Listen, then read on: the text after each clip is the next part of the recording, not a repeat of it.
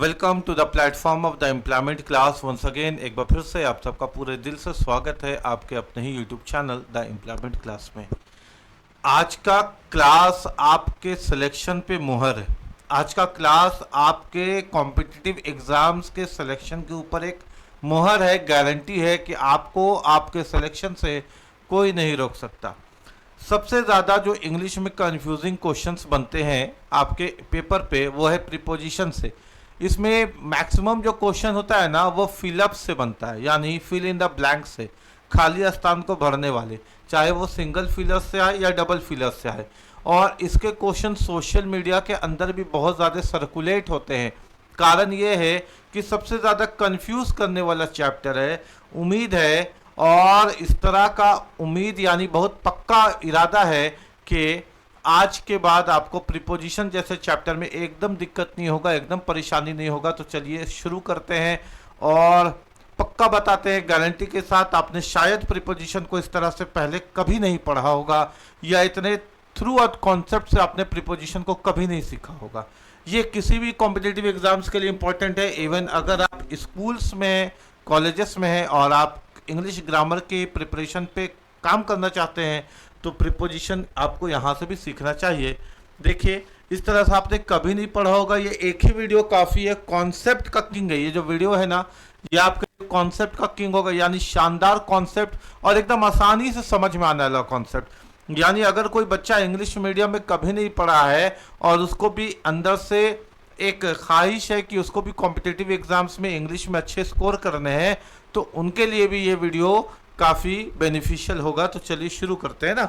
और हमारा चैलेंज है कि इस वीडियो के बाद अब गलत करके दिखाओ। आप चाह के भी गलत नहीं कर सकते हैं प्रीपोजिशन के क्वेश्चन को इस चैप्टर को पढ़ने के बाद। तो चलिए शुरू करते हैं अपनी क्लास को, है ना। और शुरू करने से पहले एक बात कि सपना एक देखोगे, मुश्किलें हज़ार आएंगी, लेकिन वो मंजर बड़ा खूबसूरत होगा जब कामयाबी शोर मचाएगी।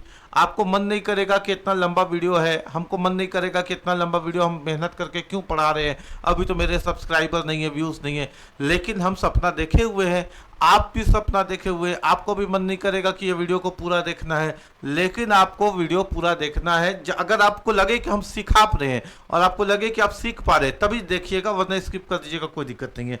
लेकिन अगर आपका सपना है सरकारी नौकरी, आपका सपना है गवर्नमेंट जॉब, तो ये वीडियो आपके लिए मुहर है, इस बात को आप मान के चलिए। ठीक है, आगे बढ़ते हैं। तो सबसे पहले हम लोग बात करते हैं कि भाई प्रीपोजिशन होता क्या है, ताकि ये एक कॉन्सेप्ट हमको समझ में आ जाए कि जिस चैप्टर की हम तैयारी कर रहे हैं वो है क्या, प्रीपोजिशन है क्या और इसको कैसे यूज़ करते हैं। एग्जाम में तो इसका एप्लीकेशन आता है, यानी आपको अप्लाई कैसे करना है प्रीपोजिशन ये आएगा, लेकिन इसकी बेसिक कॉन्सेप्ट, बेसिक अंडरस्टैंडिंग भी तो होनी चाहिए कि आखिर प्रीपोजिशन कहते किसको है।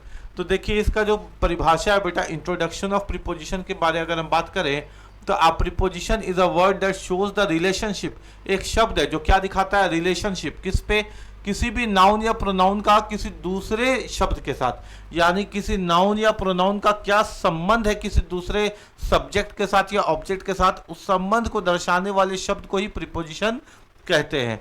आगे बात करें तो प्रीपोजिशन वह शब्द होता है जो वाक्य की संज्ञा या सर्वनाम का संबंध किसी दूसरे शब्द से दर्शाता है। अच्छा देखिएगा, preposition are always used before a noun और प्रोनाउन। इसका यूज हमेशा नाउन या प्रोनाउन से पहले होता है। जैसे हमने लिखा यहाँ पे ऑन टेबल, तो आप एक बात समझिए कि टेबल एक नाउन है और नाउन से पहले प्रीपोजिशन को लगा दिया गया। ठीक है, प्रीपोजिशन हमेशा किसी संज्ञा या सर्वनाम से पहले आता है, वही बात हो गई, है ना। It can express time, place, direction, reason etcetera. ये समय को दर्शाने के लिए, स्थान को, दिशाओं को, कारण को, किसी भी चीज़ को दर्शाने के लिए आ सकता है।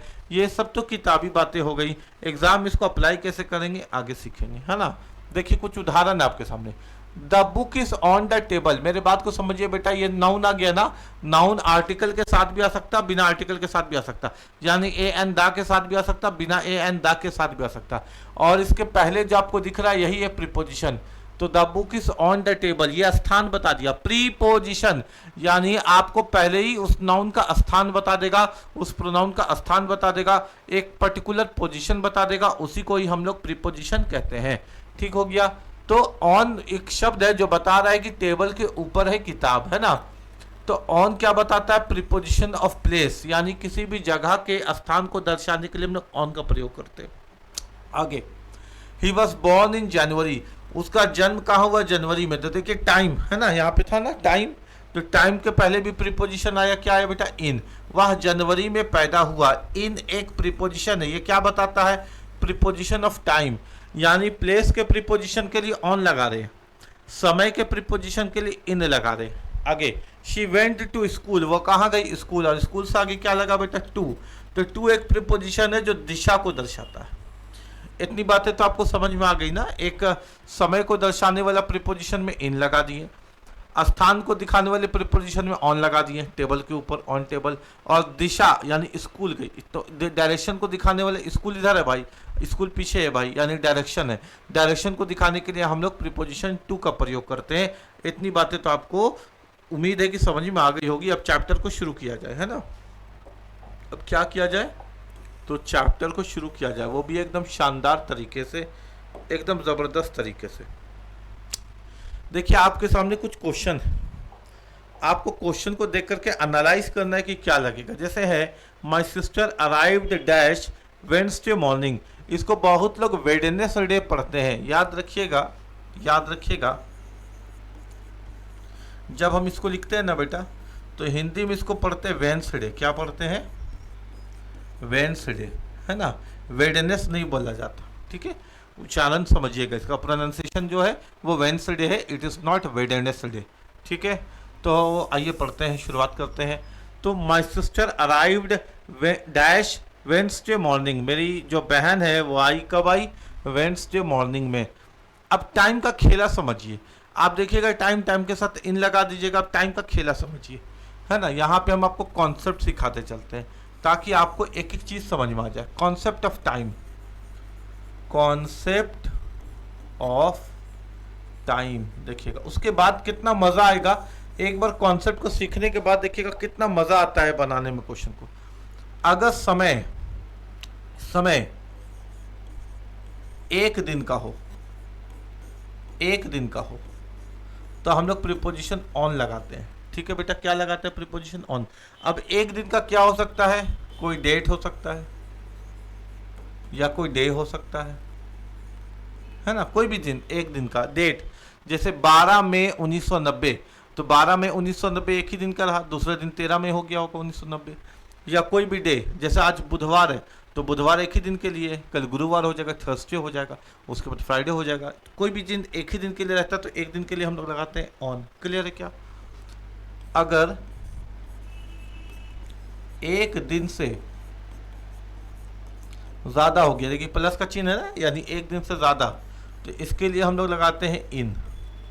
जैसे ये कहाँ हो जाएगा? मंथ में, महीना में, या साल में, ईयर में, है ना, या सप्ताह में, वीक में। कोई भी समय एक दिन से ज़्यादा हो गया तो इन लगा देंगे, और सिर्फ एक दिन का हुआ तो ऑन लगा देंगे। और एक दिन से कम, एक दिन से कम, तो हम लोग प्रीपोजिशन एट लगा देंगे। क्या लगा देंगे बेटा? एट। जैसे हम यहाँ लिखते हैं इवनिंग, या अभी एक सेकंड, कंफ्यूजन नहीं होना चाहिए ना, 5 o'clock, यानी 5 बजे। तो भाई 5 बजे तो एक दिन पूरा नहीं, 5 दिन भर तो 5 नहीं बजेगा। 5 बजे तो एक दिन का एक छोटा सा हिस्सा होगा, तुरंत 5:15 हो जाएगा, तुरंत 5:05 हो जाएगा। 5 बजे तो एक समय का हिस्सा होगा, तो ये छोटा सा हिस्सा है एक दिन का, इसके लिए एट लगा देंगे। और सुनिएगा, एट किसी फिक्स पॉइंट या पोजीशन के लिए लगाते हैं, यानी कोई फिक्स पॉइंट है या कोई फिक्स पोजीशन है, एक स्थान है, वो फिक्स है अपने जगह पे, उधर उधर नहीं है। जैसे हम यहाँ पे मान लीजिए कि टेबल पे खड़े हो गए, टेबल तो एट है यहाँ पे, क्योंकि टेबल यहीं पर है। ऐसे हटेंगे टेबल से दूर आ जाएंगे, ऐसे जाएंगे टेबल से दूर आ जाएंगे, टेबल यहीं पे है ना। तो किसी स्पेसिफिक स्थान के लिए भी एट का प्रयोग करते हैं। अब कॉन्सेप्ट ऑफ टाइम समझिए, एक दिन के लिए ऑन, एक दिन से ज़्यादा के लिए इन, एक दिन से कम के लिए एट, और किसी फिक्स पोजीशन या पॉइंट ऑफ फिक्स एरिया के लिए हम लोग एट का प्रयोग करते हैं। यहाँ तक समझ में आया? अब इतना कॉन्सेप्ट सीखने के बाद आते हैं क्वेश्चन पे। किस पे? क्वेश्चन पे, है ना। तो मेरी बहन आ रही है कब? बुधवार के सुबह, तो यहां देखिए वेंसडे मॉर्निंग, ठीक है। तो मेरा मन करेगा कि वेंसडे तो एक दिन होता है और एक दिन के लिए हम क्या लगा दें, ऑन लगा दें, लेकिन ऑन गलत हो जाएगा क्योंकि बुधवार पूरा, अब मेरी बहन आ रही है तो पूरे बुधवार पूरे दिन थोड़ी आती रहेगी, बुधवार की सुबह आ रही है, तो सुबह तो बुधवार एक दिन का एक पार्ट है। बात समझ में आ रहा है क्या? बुधवार का सुबह के बारे में बात हो रहा है, पूरे बुधवार के बारे में बात नहीं हो रहा, बुधवार के सुबह के बारे में बात हो रहा। अब बुधवार का सुबह, दोपहर, शाम, रात, ये सब तो पार्ट है एक दिन का। तो बुधवार का सुबह जो है वो एक दिन से कम है, और एक दिन से कम के लिए क्या लगेगा मेरा बेटा, एट लगेगा। क्या लगेगा बोलो, एट लगेगा। तो my sister arrived at Wednesday morning, ठीक हो गया बात यहां तक? क्या लगेगा बोलो, एट लगेगा, है ना। उसके बाद देखो, the meeting is scheduled dash April 2025। इसको शेड्यूल्ड भी पढ़ा जाता और स्केड्यूल्ड भी पढ़ा जाता, दोनों अपनी जगह पे ठीक है। तो मीटिंग स्केड्यूल्ड या मीटिंग शेड्यूल्ड कब हुआ है, अप्रैल 2025 में। अप्रैल 2025 पूरा एक दिन से ज़्यादा है, कम से कम 30 दिन है भाई। अप्रैल 2025 पूरा 30 दिन का अप्रैल होता है, और अगर एक दिन से ज़्यादा है तो क्या लगेगा, यहाँ देखो एक दिन से ज़्यादा है तो क्या लगेगा, इन। क्या लगेगा बेटा, इन। बोलो बात समझ में आ रहा है ना। द मीटिंग इज शेड्यूल्ड इन अप्रैल 2025। यहाँ देखो, the train will arrived dash 10 o'clock। Train पहुंच जाएगी 10 बजे। अब जो ट्रेन पहुंचेगी 10 बजे वो एक फिक्स टाइम है, मेरे बात को समझना, वो एक फिक्स टाइम है, वो एक दिन से कम है, वो एक दिन से कम है। और 10 बजे, दिन भर तो 10 नहीं बजेगा ना, 10 के बाद तुरंत 10:15 हो जाएगा। तो यहाँ पे क्या लगेगा सर, एट लगेगा। बात समझ में आ रहा है ना, एट लगेगा, कोई दिक्कत नहीं है ना। जैसे एक और एग्जांपल लिखते हैं। अच्छा, यहाँ तक तो कोई क्लियर है सबको? अच्छा, माई वेडिंग इज डैश मंडे। मेरी शादी मंडे को है, माई वेडिंग इज डैश मंडे। तो यहाँ जो मंडे है वो दिन भर शादी का प्रोग्राम होगा। ऐसा नहीं है कि 5 बजे शादी हो गया और 6 बजे हम कुंवारा हो गए, ऐसा नहीं हो सकता। शादी हो गया तो दिन भर वो शादी का प्रोग्राम, मतलब दिन भर मंडे को हम बिजी रहेंगे, घर वाले बिजी रहेंगे, दिन भर शादी का व्यवस्था होता रहेगा। और यहाँ पे एक दिन का पूरा बात हो रहा है तो यहाँ पे ऑन लगेगा, माई वेडिंग इज ऑन मंडे। बात समझ में आ रही है क्या? अच्छा, यहाँ पे क्यों नहीं लगा सर, क्योंकि वेंसडे बात नहीं है, वेंसडे मॉर्निंग। मेरी बहन सुबह को आएगी, दोपहर में तो अब आते नहीं रहेगी, शाम में तो आते नहीं रहेगी, आ चुकी, आके घर में बैठ गई, सोफा में बतिया रही माँ से, है ना। तो यहाँ पे क्या लगा, एट। यहाँ पे क्या लगा बेटा, ये एक दिन से ज़्यादा है तो इन, और ये एकदम स्पेसिफिक टाइम है, एकदम एक दिन से कम है तो एट, और ये पूरा एक दिन है तो ऑन। ठीक हो गया बात यहाँ तक? आपको कॉन्सेप्ट ऑफ टाइम समझ में आया? चलिए आगे बढ़ते हैं, है ना, आगे बढ़ते हैं। अब यहाँ देखिए जरा सा, बोलता है we will meet dash Monday. हम लोग मिलेंगे मंडे को। मंडे को दिन भर में कभी भी मिल सकते हैं, कोई स्पेसिफिक टाइम के बारे में बात नहीं किया, ऑन मंडे। भाई मंडे को मिलते हैं ना, तो मंडे तो दिन भर में किसी भी समय मिल सकते हैं, दिन भर मंडे रहेगा, ऑन मंडे, एक दिन है ऑन मंडे, ठीक है। The event will take place dash Jhanda Chowk. किसी भी स्पेसिफिक जगह के लिए बेटा, यानी जो इवेंट है वो झंडा चौक में होगा, जो कार्यक्रम है वो कहाँ होगा, झंडा चौक में। ऐसा नहीं कि होना है झंडा चौक और आप चले गए अंडा चौक, तो ऐसा नहीं हो सकता। आपको झंडा चौक पे स्पेसिफिक खड़ा होना होगा। जैसे मेरे बात को आप ऐसे समझिए, हम बोलेंगे कि मैं झारखंड में रहता हूँ, तो ये स्पेसिफिक एरिया नहीं हुआ कि मैं झारखंड में रहता हूँ। झारखंड बहुत बड़ा है, आप झारखंड में मेरे को कहाँ जाइएगा, जमशेदपुर, बोकारो, हजारीबाग, खूंटी, है ना, कहाँ जाइएगा, रांची। तो भाई पता करना पड़ेगा स्पेसिफिक जगह में कि हम कहाँ रहते हैं। तो यहाँ पे ये स्पेसिफिक जगह के बारे में बात हो रहा है कि जो घटना है, जो कार्यक्रम है वो झंडा चौक में होगा, जो इवेंट है वो झंडा चौक में होगा। और पॉइंट ऑफ प्लेस अगर बता दिया गया, वो प्लेस का एकदम एग्जैक्ट लोकेशन बता दिया गया, तो एट का प्रयोग करते हैं। किसका प्रयोग करते हैं, एट का। तो क्या बनेगा sentence, the event will take place at Jhanda Chowk. यहाँ देखिए, playing dash the field is my favourite activity. अच्छा, मैदान में खेलना मेरा फेवरेट एक्टिविटी है। Playing dash the field is my favourite activity. मैं प्लेइंग इन द फील्ड, मैदान के अंदर खेलना मेरा फेवरेट एक्टिविटी है।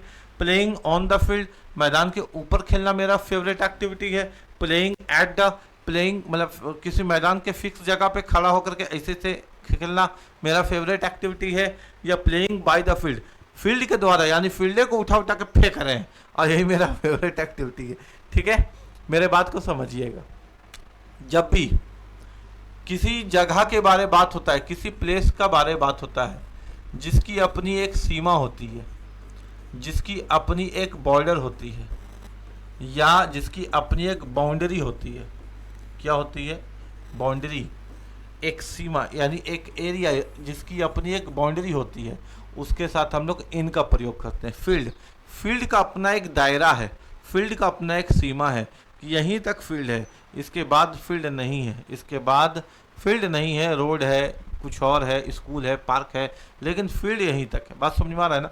जिसकी भी अपनी एक सीमा होती है, जिसकी भी अपनी एक बाउंड्री होती है, उसके साथ हम लोग इन का प्रयोग करते हैं। ठीक है बेटा, जिस प्लेस के साथ सीमा होता है, बॉर्डर होता है या बाउंड्री होता है, उसके साथ हम लोग इन का प्रयोग करते हैं। आप एक एक बात को लिखेंगे ना, पॉइंट बना करके लिखेंगे। ठीक है, इन। ऑन कहाँ लगता है बेटा? अगर कोई ऊपर से सरफेस को टच करे, अगर कोई, जैसे देखिए ये है ना, ये एक डायरी है ना, ये ऑन हो गया, ये जो पेन है ना, ये ऊपर से टच कर गया ना, तो ये ऑन हो गया। ठीक है, ये क्या हो गया बोलिए? ये ऑन हो गया, ये ऑन हो गया। लेकिन अब ये हिलेगा नहीं, ये फिक्स है इस जगह पे, ऑन। ऊपर है, सरफेस को टच करा, ऑन। तो बोलेगा playing on the field is my favourite activity, मतलब फील्ड में जाकर के हम ऐसे खड़े हो जाते हैं ऊपर, और क्या कर रहे हो? खेल रहे हैं सर, खेल रहे हैं। ऐसे कोई खेलता है नहीं। At, playing at the field, at एक खास स्थान को दर्शाता है, यानी हम फील्ड में जाएंगे और गोल ऐसा घेरा है, बस वहीं जाकर ऐसे खेलेंगे, ऐसे ऐसे करके, ऐसे ऐसे। क्या कर रहे हो? एट द फील्ड खेल रहे हैं, मतलब यहाँ से ना आगे बढ़ेंगे ना पीछे बढ़ेंगे, ऐसे करके पागल की तरह खेलते रहेंगे, तो ऐसा भी पॉसिबल नहीं है। Playing by the field, field के द्वारा खेलेंगे, फील्ड के द्वारा खेलेंगे। फील्ड बोलेगा खेलो ना मेरे द्वारा, भाई मेरे द्वारा खेलो। ऐसा कोई हो सकता है क्या? नहीं हो सकता। तो फील्ड के अंदर खेलेंगे, क्योंकि फील्ड की अपनी एक सीमा होती है, और उस बाउंड्री के अंदर खेलेंगे, और यहाँ पे इनका प्रयोग होगा। ठीक है, बात समझ में आ रहा है क्या? यहाँ देखिए, the conference will be, conference होगा भी, the conference will be held dash May 2025, मई 2025 को कॉन्फ्रेंस होगा। मई 2025 पूरा एक महीना का नाम है, और पूरा एक महीना का नाम है तो इसके लिए इन लगेगा। जहाँ पे समय एक महीना से ज़्यादा, एक दिन के लिए, एक दिन के लिए ऑन, एक दिन से कम एट, एक दिन से ज्यादा इन। ठीक हो गया बात? तो मई 2025 एक में भी है, 2 में भी है, 3 में भी है, पूरा 31 मई तक 2025 है, मई 2025। तो क्या लगेगा बोलो? इन। क्लियर है? सबको समझ में आ रहा है? एक एक क्वेश्चन के पीछे लॉजिक समझ में आ रहा है? ठीक है, आगे बढ़ते हैं, है ना।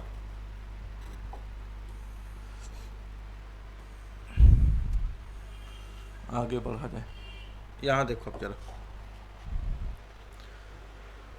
कॉन्सेप्ट है, पहले उसको समझ लेते हैं, उसके बाद क्वेश्चन पे आते हैं। ठीक है बेटा, अगर किसी बीमारी से मृत्यु हो गई तो उस बीमारी से पहले ऑफ लगता है। किसी भी बीमारी से मृत्यु हो गई, बीमारी मतलब चल रहा था, एड्स का बीमारी था, बेचारे को लंबे समय से बिस्तर में पड़ा हुआ था, उसके कारण उसकी मृत्यु हो गई तो ऑफ लगता है।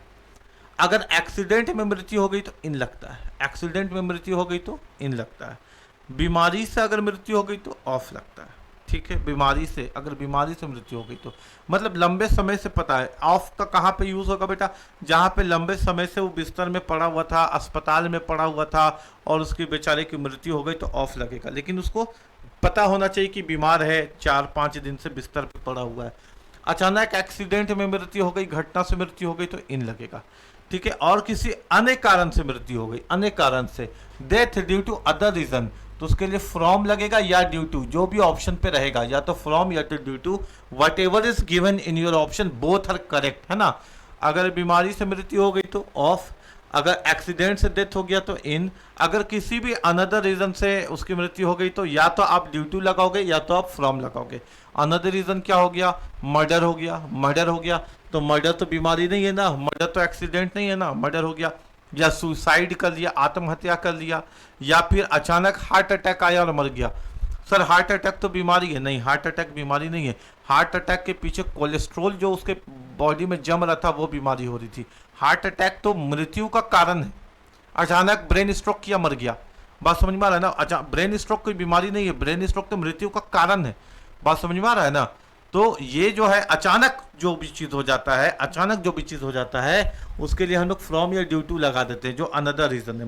मर्डर भी होगा तो अचानक होगा, 1 महीना से उसको धीरे धीरे थोड़ी छुरी मारते रहेगा कि लो तुमका धीरे धीरे मर्डर कर रहे हैं, मर्डर भी होगा तो अचानक होगा, ठीक है। या फिर सुसाइड भी करेगा तो अचानक करेगा, धीरे धीरे थोड़े कूदेगा, आज इतना कूदेंगे, कल इतना कूदेंगे, परसों इतना कूदेंगे, एक दिन पूरा नीचे गिर के मर जाएंगे, ऐसे भी नहीं होगा। अचानक अगर मृत्यु हो गई तो उसके लिए अचानक वाले के लिए हम लोग यूज करते हैं फ्रॉम या ड्यू टू। क्या यूज करते हैं बोलिए? फ्रॉम या ड्यू टू। क्लियर है सबको? आइए, यानी अगर बीमारी से मरा तो ऑफ, एक्सीडेंट में मरा तो इन, अचानक मृत्यु हो गई तो उसके लिए हम लोग यूज करेंगे फ्रॉम या ड्यू टू। आइए यहाँ पे, he died dash cancer. Cancer एक बीमारी है कि नहीं? कैंसर एक बीमारी है, ऑफ।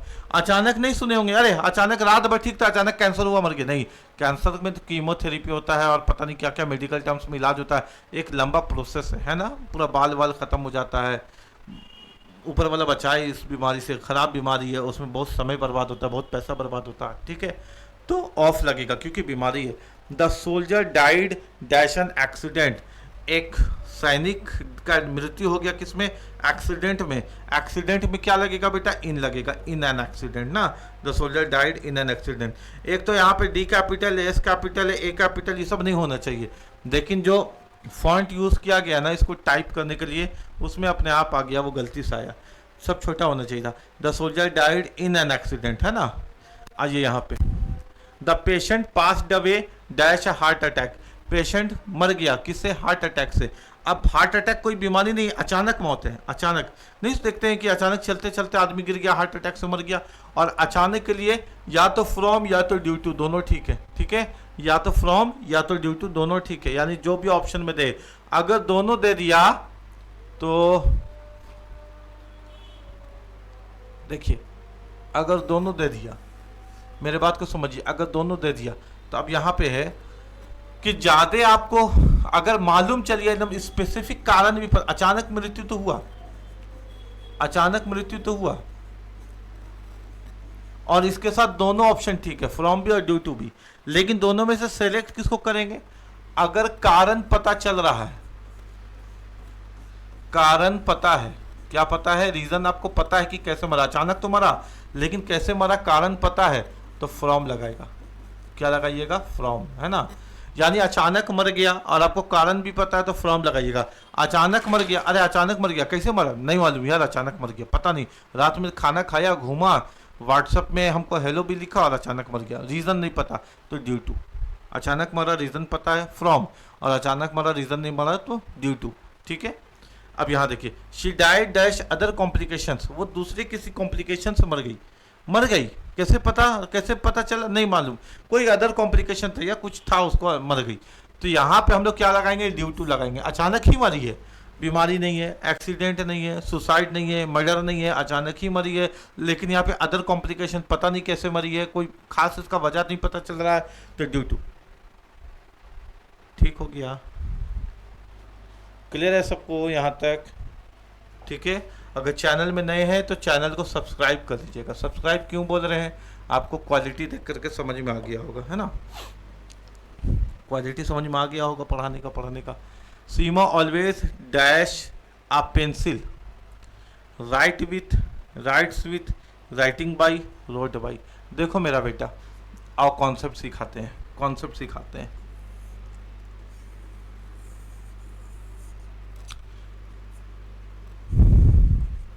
थर्ड पर्सन के साथ हमेशा वर्ब में एस लगेगा, यानी जिसको हम लोग V5 बोलते हैं। जब भी तुमको थर्ड पर्सन दिखेगा ना तो वर्ब में एस लगेगा, यानी गो गोस बन जाएगा, कम कम्स बन जाएगा, ईट ईट्स बन जाएगा, स्लीप स्लीप्स बन जाएगा, रन रन्स बन जाएगा। Third person. अब थर्ड पर्सन वो भी कैसा बेटा? सिंगुलर, यानी एक वचन। इसमें क्या क्या हो सकता है? ही, शी, इट, या किसी का नेम, किसी का भी नाम, ठीक है। जैसे ही runs, she runs, it runs, किसी का नाम Mohan runs, Sohan runs, Shanu runs, है ना। ये एग्जामिनर बहुत बार क्या चालाकी करता है, वो थर्ड पर्सन और वर्ब के बीच में कुछ शब्द डाल देता है। ज्यादातर वो क्या डालता है, नेवर या ऑलवेज। जैसे एग्जामिनर क्या करता है, ऐसे कर देता है, मोहन ईट्स। ये तो एकदम आपको समझ में आ रहा है, थर्ड पर्सन नाम है, इसके साथ एस लग गया। अब ऐसे लिख देगा, मोहन ऑलवेज, अब ईट होगा या ईट्स होगा, ऐसे, या मोहन नेवर ईट होगा या ईट्स होगा। आगे कुछ सेंटेंस रहेगा, वो हमको अभी मतलब नहीं, हम तो कॉन्सेप्ट समझा रहे अभी, है ना। या फिर ऑलवेज दे देगा, नेवर दे देगा, या सेल्डम दे देगा, या ऑफन दे देगा। इसको ऑफ्टन बहुत लोग पढ़ते हैं, आप इसको ऑफन पढ़िएगा। ये चार देता है चुन चुन करके, और वो क्या करता है ना, आपके दिमाग को कंफ्यूज करने की कोशिश करता है। उसको क्या करना है, आपके दिमाग को कंफ्यूज करने की कोशिश करता है।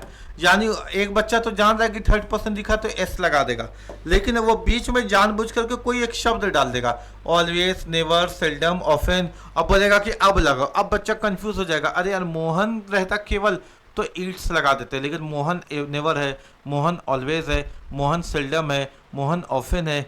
अब यहाँ पे वर्ब का कौन सा फॉर्म लगेगा, अभी भी वर्ब का V5 लगेगा, अभी भी वर्ब के साथ एस लगेगा। वो बीच में कुछ भी दे, आपको कॉन्सेप्ट में टिका रहना है, और कॉन्सेप्ट है कि थर्ड पर्सन सिंगुलर के साथ वर्ब का एस फॉर्म आएगा। यानी मोहन ऑलवेज दे दे, नेवर दे दे, सेल्डम दे दे, ऑफन दे दे, आपको V5 यानी वर्ब प्लस एस पे ही टिके रहना है। बात समझ में आ रही है ना, कॉन्सेप्ट समझ में आ रहा है ना।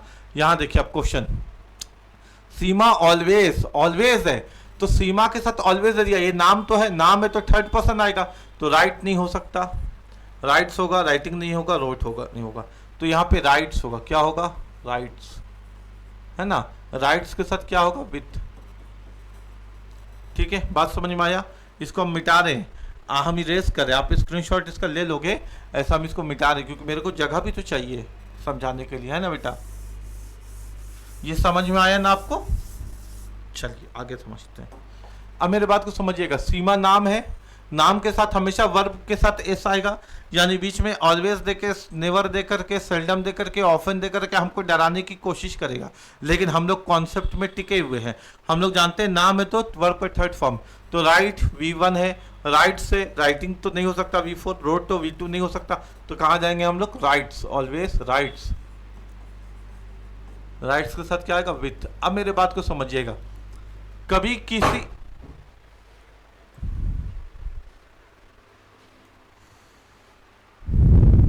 देखें, इतना बल्ब लगा हुआ है ना, बल्ब फट गया, हम डर गए, क्योंकि हम तो एकदम खोए हुए थे, हमको तो लगा कि हम क्लासरूम में हैं और आपके सामने हम बैठ के पढ़ा रहे हैं। अभी जानते क्या हो जाता, अचानक फ्रॉम या ड्यू टू वाला केस बन जाता मेरे साथ, ठीक ना, फ्रॉम या ड्यू टू वाला केस बन जाता, क्योंकि अचानक अभी बल्ब बैठो फटा, यहाँ गिरा।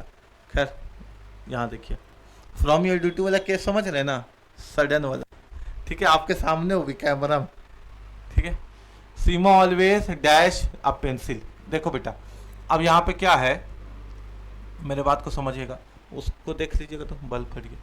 यहाँ देखिएगा, किसी भी इंस्ट्रूमेंट के साथ, हिंदी में बात करें अपना आसान भाषा में, तो किसी भी औजार के साथ या तो विथ लगता है या तो बाई लगता है। कब लगता है, विथ, जब औजार हाथ में रहेगा, और अगर औजार हाथ से दूर जाएगा, हाथ से दूर, तो यहाँ पे विथ लगेगा, और औजार हाथ में रहेगा तो विथ लगेगा, और औजार हाथ से दूर जाएगा तो बाई लगेगा, ठीक है। इंस्ट्रूमेंट, जैसे मान लीजिए हम लोग स्कूल में पढ़ते थे, है ना, स्कूल में पढ़ते थे, और जब हम लोग बहुत छोटे थे ना, तो हम लोग के जो मास्टर साहब थे ना, वो ब्लैक बोर्ड में चौक से लिखते थे। मेरे एक सर थे प्रभाकर सर, मैथमेटिक्स के, है ना, प्रभाकर सर, ठीक है, जीनियस मैथमेटिशियन। प्रभाकर सर का आदत क्या था, वो तो चौक से लिखते थे, तो और जब कोई बच्चा बीच में बदमाशी करता था या बात करता था ना, तो उस चौक को ऐसे तोड़ करके ऐसे चला करके मारते थे और बोलते थे तुम इधर बोर्ड में ध्यान नहीं दे रहे हो, बदमाशी कर रहे हो। तो दो काम करते थे, एक तो वो चौक से लिखते थे, और अगर कोई बच्चा बदमाशी करता था तो चौक को तोड़ करके वो चला करके मारते थे। तो इसमें दो कॉन्सेप्ट है। प्रभाकर सर जब चौक से लिखते थे ना, तो प्रभाकर सर जब चौक से लिखते थे तो यूजिंग ये राइटिंग विथ अ चौक, हम बोलेंगे विथ अ चौक, क्योंकि चौक हाथ में है। और उसी चौक स्टिक्स को जब वो चला करके मारते थे तो हिट बाय अ चौक, वो हिट करते थे किसे, बाय अ चौक, क्योंकि वो चौक अब हाथ में नहीं है, हाथ से दूर चला गया।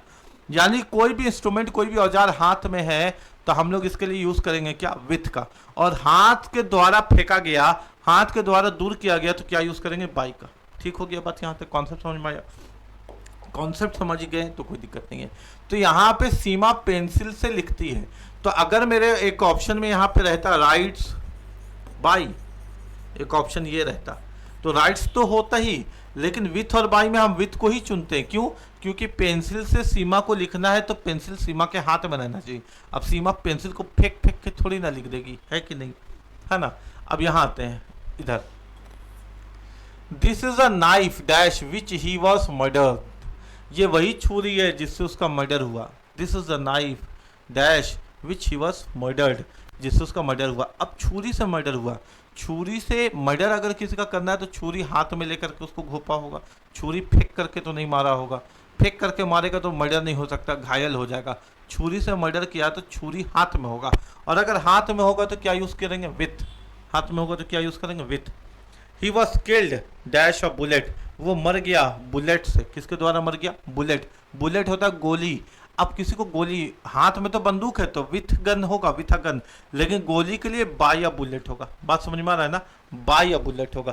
क्यों, क्योंकि गोली से अगर मर रहा है तो गोली हाथ से बंदूक के द्वारा दूर जा रही है, दूर जा रही है। किसी को गोली मारना है तो हाथ में गोली लेके ले गोली मार दी है, ऐसे थोड़ी होगा, वो तो दूर से मारेगा ना गोली। और जब दूर से कोई चीज जाता है, औजार या इंस्ट्रूमेंट, उसके लिए क्या यूज करते हैं हम लोग, by.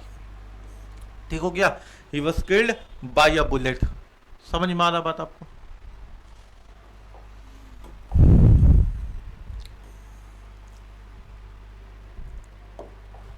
The book is dash the table, आइए मेरे बात को समझिएगा। बुक कहाँ है, ऑन ओवर अंडर अबव, एक एक चीज़ को समझते हैं, ठीक है, एक एक चीज़ को समझते हैं। बुक कहाँ है, टेबल के, ऑन का मतलब ऊपर, ऊपर का मतलब ऐसे, ये मान लीजिए टेबल, मेरा हाथ टेबल है, ये अगर ऊपर से सतह को छू रहा है ना, ऊपर से सरफेस को छू रहा है ना, तो ऑन बोलेंगे। ऊपर से सरफेस को छू रहा है ना तो ऑन बोलेंगे। ओवर, ओवर का मतलब क्या होता है, ओवर का मतलब होता है कि ऊपर तो है, ऊपर तो है और आपको टच नहीं कर रहा है, और मूविंग है। क्या है, मूविंग है, मूविंग है, मूविंग है ना, मूविंग है। याद रखिएगा, अगर कोई चीज़ ऊपर है और आपके सतह को, इसके सतह को टच नहीं कर रहा है, जैसे ये मान लीजिए ये ऊपर सतह को टच कर दिया तो ऑन हो गया। अब ये ऊपर है और एक जगह पे नहीं है, ये पूरा मूव कर रहा है, तो क्या है बेटा, ओवर है। क्या है, ओवर है, ओवर ओवर ओवर, है ना। अब ये ऊपर है, सतह को टच नहीं कर रहा, अब ये ऊपर है, सतह को टच नहीं कर रहा, लेकिन मूव नहीं कर रहा है। मूव नहीं कर रहा तो अबव है, मूव नहीं कर रहा तो अबव है, मूव नहीं कर रहा तो अबव है। तीन बात समझ में आया, है ना। और अंडर का मतलब होता है नीचे, अंडर का मतलब होता है नीचे, अंडर का मतलब होता है नीचे। तीन चीज समझिएगा, ऑन ऊपर प्लस सरफेस को टच करेगा, सतह को छुएगा, ठीक है। ओवर ऊपर रहेगा, सरफेस को टच नहीं करेगा, ठीक है। मूव करेगा, मूव करेगा, ओवर मूव करता है एक जगह से दूसरी जगह। अंडर नीचे, अबव ऊपर, सरफेस को टच नहीं करेगा, ठीक है, सरफेस को टच नहीं करेगा, ये अंतर है। बात समझ में आया। अब मेरे बात को समझिएगा, हम ऐसे खड़े हैं, मेरे सिर के ऊपर ये वाला पेन है, ये मेरे सिर के ऊपर ये वाला पेन है, तो मेरे सिर को टच कर रहा है तो ऑन माई हेड, ठीक है। ऐसे ऊपर कर दिए तो, ऐसे ऊपर कर दिए तो ये अभी आपको दिख रहा है क्लियर, ऐसे ऊपर कर दिए तो क्या है ये अबव माई हेड, और ये पूरा मूव कर रहा है, ऐसे मूव कर रहा है तो क्या है ओवर माई हेड। ठीक है, ये तीनों है। और कोई चीज़ नीचे है तो उसके लिए अंडर का प्रयोग करते हैं। क्लियर है कॉन्सेप्ट यहाँ तक? आइए समझते हैं। तो बुक कहाँ है? टेबल के ऊपर। टेबल के ऊपर ओवर, ओवर का मतलब है कि टेबल को छू नहीं रहा है, टेबल के ऊपर पूरा मूव कर रहा है। तो ऐसा कोई हैरी पॉटर का किताब के बारे में तो हम लोग नहीं जान रहे हैं। अंडर, किताब कहाँ है? नीचे है, नीचे। किताब कहाँ है? टेबल के नीचे। टेबल के नीचे किताब क्यों रखाएगा? टेबल के ऊपर किताब रखाएगा, है कि नहीं? अच्छा, अबव, ऊपर नहीं। The book is on the table, यानी बुक टेबल के ऊपर है, उसके सतह को, उसके सरफेस को टच कर रहा है। The cat is dash the table, cat कहाँ है? टेबल के ऊपर भी हो सकती है, टेबल के नीचे भी हो सकती है। ठीक है, लेकिन अगर ऑन और अंडर में ज़्यादा आपको अगर स्पेसिफिक चुनना है एग्जाम में तो आप अंडर को चुनते हैं। किसको चुनते हैं आप? अंडर को ना, कि बिल्ली टेबल के नीचे है, बिल्ली टेबल के ऊपर है, सतह को टच किया हुआ, हिल डुल नहीं रहा है, ऐसा नहीं होगा। बिल्ली टेबल के नीचे है, ज़्यादा जो क्लोजर ऑप्शन है वो ये होता है। ठीक है, बिल्ली कहाँ है? टेबल के नीचे है। The cat is under the table. आगे देखिए क्या है सेंटेंस आपके पास। The fan is dash my head, जो पंखा है वो मेरे सिर के ऊपर है, मेरे सिर को टच नहीं करता, पंखा मेरे सर को टच नहीं करता। अब पंखा ऊपर है, पंखा एक जगह से दूसरी जगह मूव नहीं करता। आप बोलेगा सर पंखा तो मूव करता है, एक ही जगह पे ऐसे मूव करता है पंखा का विंग्स। पंखा इधर से उधर पूरा आपका पंखा आपके छत पे लगा हुआ है, सीलिंग पे, इधर उधर जाते रहता है क्या? नहीं ना। ए जा तो किचन में मम्मी काम कर रही है, जाओ पंखा वहां जाके अभी हवा देखे आओ मम्मी को, तो ऐसा नहीं है। पंखा तो वहीं लगा हुआ अपनी जगह पे, मूव नहीं कर रहा। अगर मूव करता तो ओवर कहते हैं, मूव नहीं कर रहा तो अबव कहेंगे। क्या कहेंगे? Above. The fan is above my head. ठीक हो गया बात? यहाँ तक समझ में आ रहा है बात आपको, है ना? सबके पीछे का कंडीशन, सबके पीछे का लॉजिक आपको समझ में आना चाहिए एक बार में अच्छे से। An aeroplane is flying dash my home, एक एरोप्लेन है वो मेरे घर के ऊपर से उड़ रहा है। तो घर के ऊपर से उड़ रहा है, घर के सतह को टच थोड़ी करेगा, आपके घर को तोड़ते हुए थोड़ी निकल जाएगा। ठीक है, ऊपर है, आपके घर के सतह को टच नहीं करता होगा। ठीक है, तो पहला बात है कि अबव। अबव माने ऊपर है लेकिन मूव नहीं कर रहा है, ऐसा तो हो नहीं सकता। तो सर ओवर होगा। क्या होगा? ओवर, क्योंकि आपका ये घर है और ये प्लेन है, और ये प्लेन ऊपर से मूव करता होगा, एक जगह से दूसरी जगह जाता होगा, है ना? दिल्ली से मुंबई जाता होगा, एक जगह से दूसरी जगह मूव करता होगा। मूव कोई चीज़ कर रहा है, ऊपर का ऑब्जेक्ट, और बिना सतह को टच किए हुए तो ओवर। ठीक हो गया। The rat hide dash the chair, चूहा छुप गया, छुपा कहाँ? चेयर के नीचे, अंडर द चेयर, है ना? The rat hide dash the chair. आप में से बहुत लोगों को थोड़ा सा ये मिसकॉन्सेप्शन होता होगा, अंदर से लगता होगा अरे सर हाइड में ई छूटा हुआ, नहीं, ये हाइड का पास्ट फॉर्म है, HID, हाइड का पास्ट फॉर्म है। इसको भी हाइड बोलते हैं, लेकिन इसका मतलब होता है कि छुपा हुआ था, पहले की घटना है ना? The rat hide under the chair, chair के नीचे छुपा हुआ था। अब यहाँ देखते हैं। The helicopter flu dash the building, helicopter उड़ रहा है बिल्डिंग के ऊपर, और जाहिर सी बात है हेलीकॉप्टर मूव करता होगा, और मूव करेगा तो क्या लगाएंगे बेटा? Over the building. ठीक हो गया बात? मूव करेगा तो ओवर द बिल्डिंग, मूव नहीं करेगा तो अबव, सरफेस को टच करेगा तो ऑन, नीचे रहेगा तो under. You need not worry now as the water level is dash the danger sign, अब आपको घबराने की जरूरत नहीं है, जो पानी का लेवल है वो डेंजर साइन के कहाँ होगा? ऊपर होगा। डेंजर साइन के ऊपर होगा तो आप घबराइएगा था। ये बोल रहा है कि you need not worry now, मत घबराइए, पानी का लेवल डेंजर साइन के नीचे है, तो नीचे के लिए अंडर यूज करेंगे कि बिलो यूज करेंगे? अब मेरे बात को समझिएगा, किसी भी लेवल को दर्शाने के लिए, किसी भी पोस्ट यानी पद को दर्शाने के लिए, किसी भी पोजीशन को दर्शाने के लिए, ठीक है, ये या रैंक को दर्शाने के लिए, अगर ये सब ऊपर हैं तो हम लोग यूज करते हैं अबव, अगर ये सब नीचे हैं तो हम लोग यूज करते हैं बिलो। ठीक हो गया बात, है ना बेटा? ठीक हो गया ना बात? यानी नीचे का मतलब एक तो फिजिकली नीचे होता है कि बिल्ली फिजिकली चेयर के नीचे है, कुत्ता फिजिकली पलंग के नीचे है, लेकिन एक फिजिकली नीचे नहीं होता है, एक मेंटली नीचे ऊपर होता है। यानी आपका लेवल ऊपर नीचे, पोस्ट ऊपर नीचे, पोजीशन ऊपर नीचे, रैंक ऊपर नीचे। इस तरह से अगर कुछ ऊपर है तो अबव का प्रयोग करेंगे और नीचे है तो बिलो का प्रयोग करेंगे। यानी अबव का प्रयोग एक जगह और कहाँ दिखा मेरे को, ऊपर है, सरफेस को टच नहीं कर रहा है तो वहां पे, ठीक हो गया। और एक जगह और कहाँ दिखा मेरे को, लेवल, पोस्ट, पोजीशन और रैंक में, ठीक हो गया बात यहाँ तक, है ना। अब मेरे बात को देखिएगा, तुमको घबराने की जरूरत नहीं है। वाटर का लेवल, ये लेवल है, लेवल, वाटर के लेवल के बारे में बात हो गया। और लेवल अगर ऊपर या नीचे है तो अबव या बिलो का प्रयोग होगा। घबराना नहीं है, तो पानी का लेवल नीचे होगा और नीचे के लिए हम लोग बिलो का प्रयोग करेंगे। अंडर का मतलब भी नीचे होता है, लेकिन फिजिकली नीचे। यहाँ पे पानी का लेवल थोड़ी टेबल के नीचे आ गया है, जहाँ पे हम लोग अंडर का प्रयोग कर रहे हैं, ठीक है। यहाँ देखिए, his performance was dash average, है ना। इसका परफॉर्मेंस क्या है, below average, on average, over. यहाँ पे देखिए, यहाँ पे क्या बात हो रहा है, परफॉर्मेंस, इसके परफॉर्मेंस के बारे में बात हो रहा है। यानी इसका जो रैंक है, परफॉर्मेंस रैंक पे ही तो डिपेंड करता है कि नहीं, या लेवल पे ही तो बात हो रहा है। तो आपका परफॉर्मेंस आपके लेवल को ही तो बताता है। विराट कोहली के परफॉर्मेंस ने विराट कोहली के लेवल को बताया है, ठीक है। अब यहाँ पे बात को समझिएगा, his performance was dash average. तो सर अगर एवरेज से ऊपर है तो अबव लगा दो, एवरेज से नीचे तो बिलो लगा दो। अबव है ही नहीं ऑप्शन में, तो यहाँ पे क्या लगेगा, बिलो लगेगा। क्या लगेगा बोलिए, बिलो लगेगा। यहाँ देखिए, the officer holds a position, है ना। जो ऑफिसर का पोजीशन है, अगर हम किसी को ऑफिसर बोल रहे हैं तो मेरे से ऊपर के रैंक का है। अगर हम उसको ऑफिसर बोल रहे, सर बोल रहे तो मेरे से ऊपर का रैंक है। तो यहाँ पे ऊपर का रैंक है तो क्या लगेगा, अबव, है ना, अबव। रैंक, पोजीशन, कद दिखाने के लिए अगर ऊपर है तो अबव और नीचे है तो बिलो का प्रयोग करते हैं। और जाहिर सी बात है यहाँ बिलो है भी नहीं कि हमको कंफ्यूजन हो, ठीक है। ये भी आपको समझ में आ गया होगा।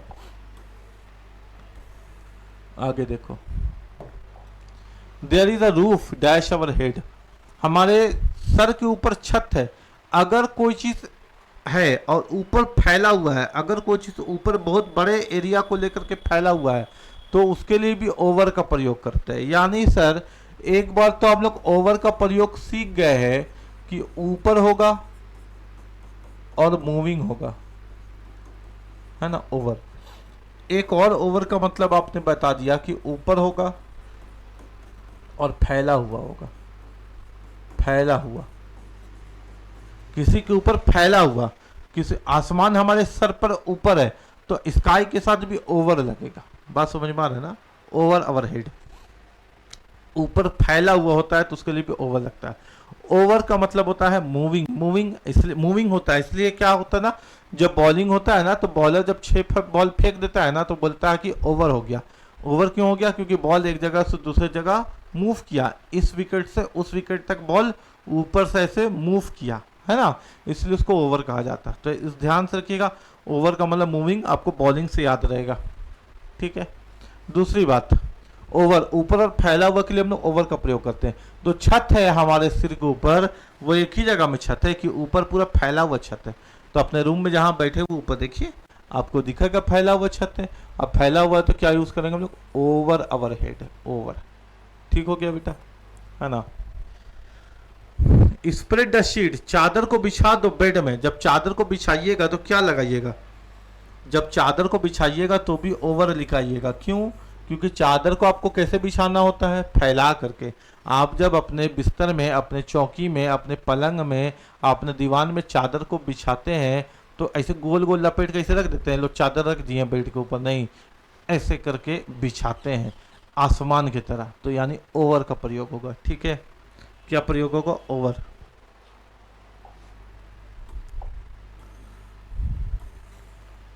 एक एक चीज क्लियर हो जाएगा आज। She walk dash the classroom quarterly, वो वॉक करके आई क्लासरूम एकदम चुपचाप, क्वार्टली चुपचाप, है ना। अब मेरे बात को समझिएगा मेरा बेटा, अगर आने का कोई शब्द दिखता है तो इनटू बोलते हैं, क्या लगता है, इनटू। और पहले से आया हुआ है, पहले से आया हुआ है, पहले से है तो उसके लिए इनका प्रयोग करेंगे। देखिए मेरे बात को समझिएगा, मान लीजिए यहाँ पे दरवाज़ा है, ठीक है, हम इस रूम में पहले से हैं तो I am in this room, लेकिन हम इस रूम में आ रहे हैं तो I am coming into this room. बात समझ में आ रहा है ना। एक होता है कि हम पहले से मौजूद है तो इन है, एक होता है हम पहले से मौजूद नहीं है, अभी दरवाजा से अंदर आ रहे हैं तो इन टू है, इन टू। बात समझ में आ रहा है क्या। पहले से तो इन है और आते हुए दिख रहे हैं तो इन टू है। क्लियर है क्या, है ना। तो वो पहले से नहीं है, वो वॉक कर रही है, चल रही है, कहाँ, इन टू द क्लासरूम क्वार्टरली। वो चल रही है क्लासरूम के अंदर, आ रही है क्वार्टरली। बात समझ में आ रहा है ना। यहाँ पे वो पहले से नहीं है क्योंकि वो वॉक करते हुए आ रही है, ठीक है, तो इन टू लगेगा। The children are playing dash the room, बच्चे खेल रहे हैं, है ना, रूम के अंदर। इनटू द रूम, बच्चे खेलते हुए आ रहे हैं, नहीं बच्चे तो खेल रहे हैं पहले से, आर प्लेइंग। एट, एक ही जगह पे खड़े होकर के खेल रहे हैं। ऑन, एक ही जगह पे पॉइंट पे खड़े हो गए, हिल डुल रहे, ये तो हो ही नहीं सकता ऑन। तो यहाँ पे क्या होगा, इन द क्लासरूम। क्या होगा बताइए, इन द क्लासरूम। क्यों इन होगा, क्योंकि बच्चे पहले से मौजूद है रूम के अंदर और खेल रहे हैं। यहाँ देखिए, the keys are dash my pocket, जो चाबी है मेरे पॉकेट के अंदर है, अंदर, पहले ही से अंदर है। और अंदर के लिए हम लोग क्या यूज करते हैं बेटा, इन, है ना, इन। इनटू तो नहीं होगा क्योंकि यहाँ पे ये तो नहीं बोला गया कि हम पॉकेट के अंदर चाबी को डाल रहे हैं। आर लगा दिया यानी है, कहाँ है, पॉकेट में। The keys are in my pocket. ऐड तो हो नहीं सकता है, स्पेसिफिक पोजीशन। ओवर कैसे हो सकता है, ओवर मूविंग कर रहा है क्या, चाबी मेरे पॉकेट के ऊपर, ऐसा तो हो नहीं सकता। तो यहाँ पे क्या होगा, इन, चाबी मेरे पॉकेट के अंदर है। नीचे के लिए अंडर का यूज करते हैं और अंदर के लिए इन का यूज करते हैं। He jumped dash the river to save the child, वो जंप किया, कहाँ किया जंप, रिवर में, नदी में, किसको बचाने के लिए, बच्चे को। तो ये पहले से रिवर में नहीं था, उसने बच्चे को डूबता हुआ देखा तो जंप किया। पहले से रिवर में नहीं था, अभी जा रहा है और जाने के क्रम के लिए क्या लगेगा, into. He jumped into the river to save the child.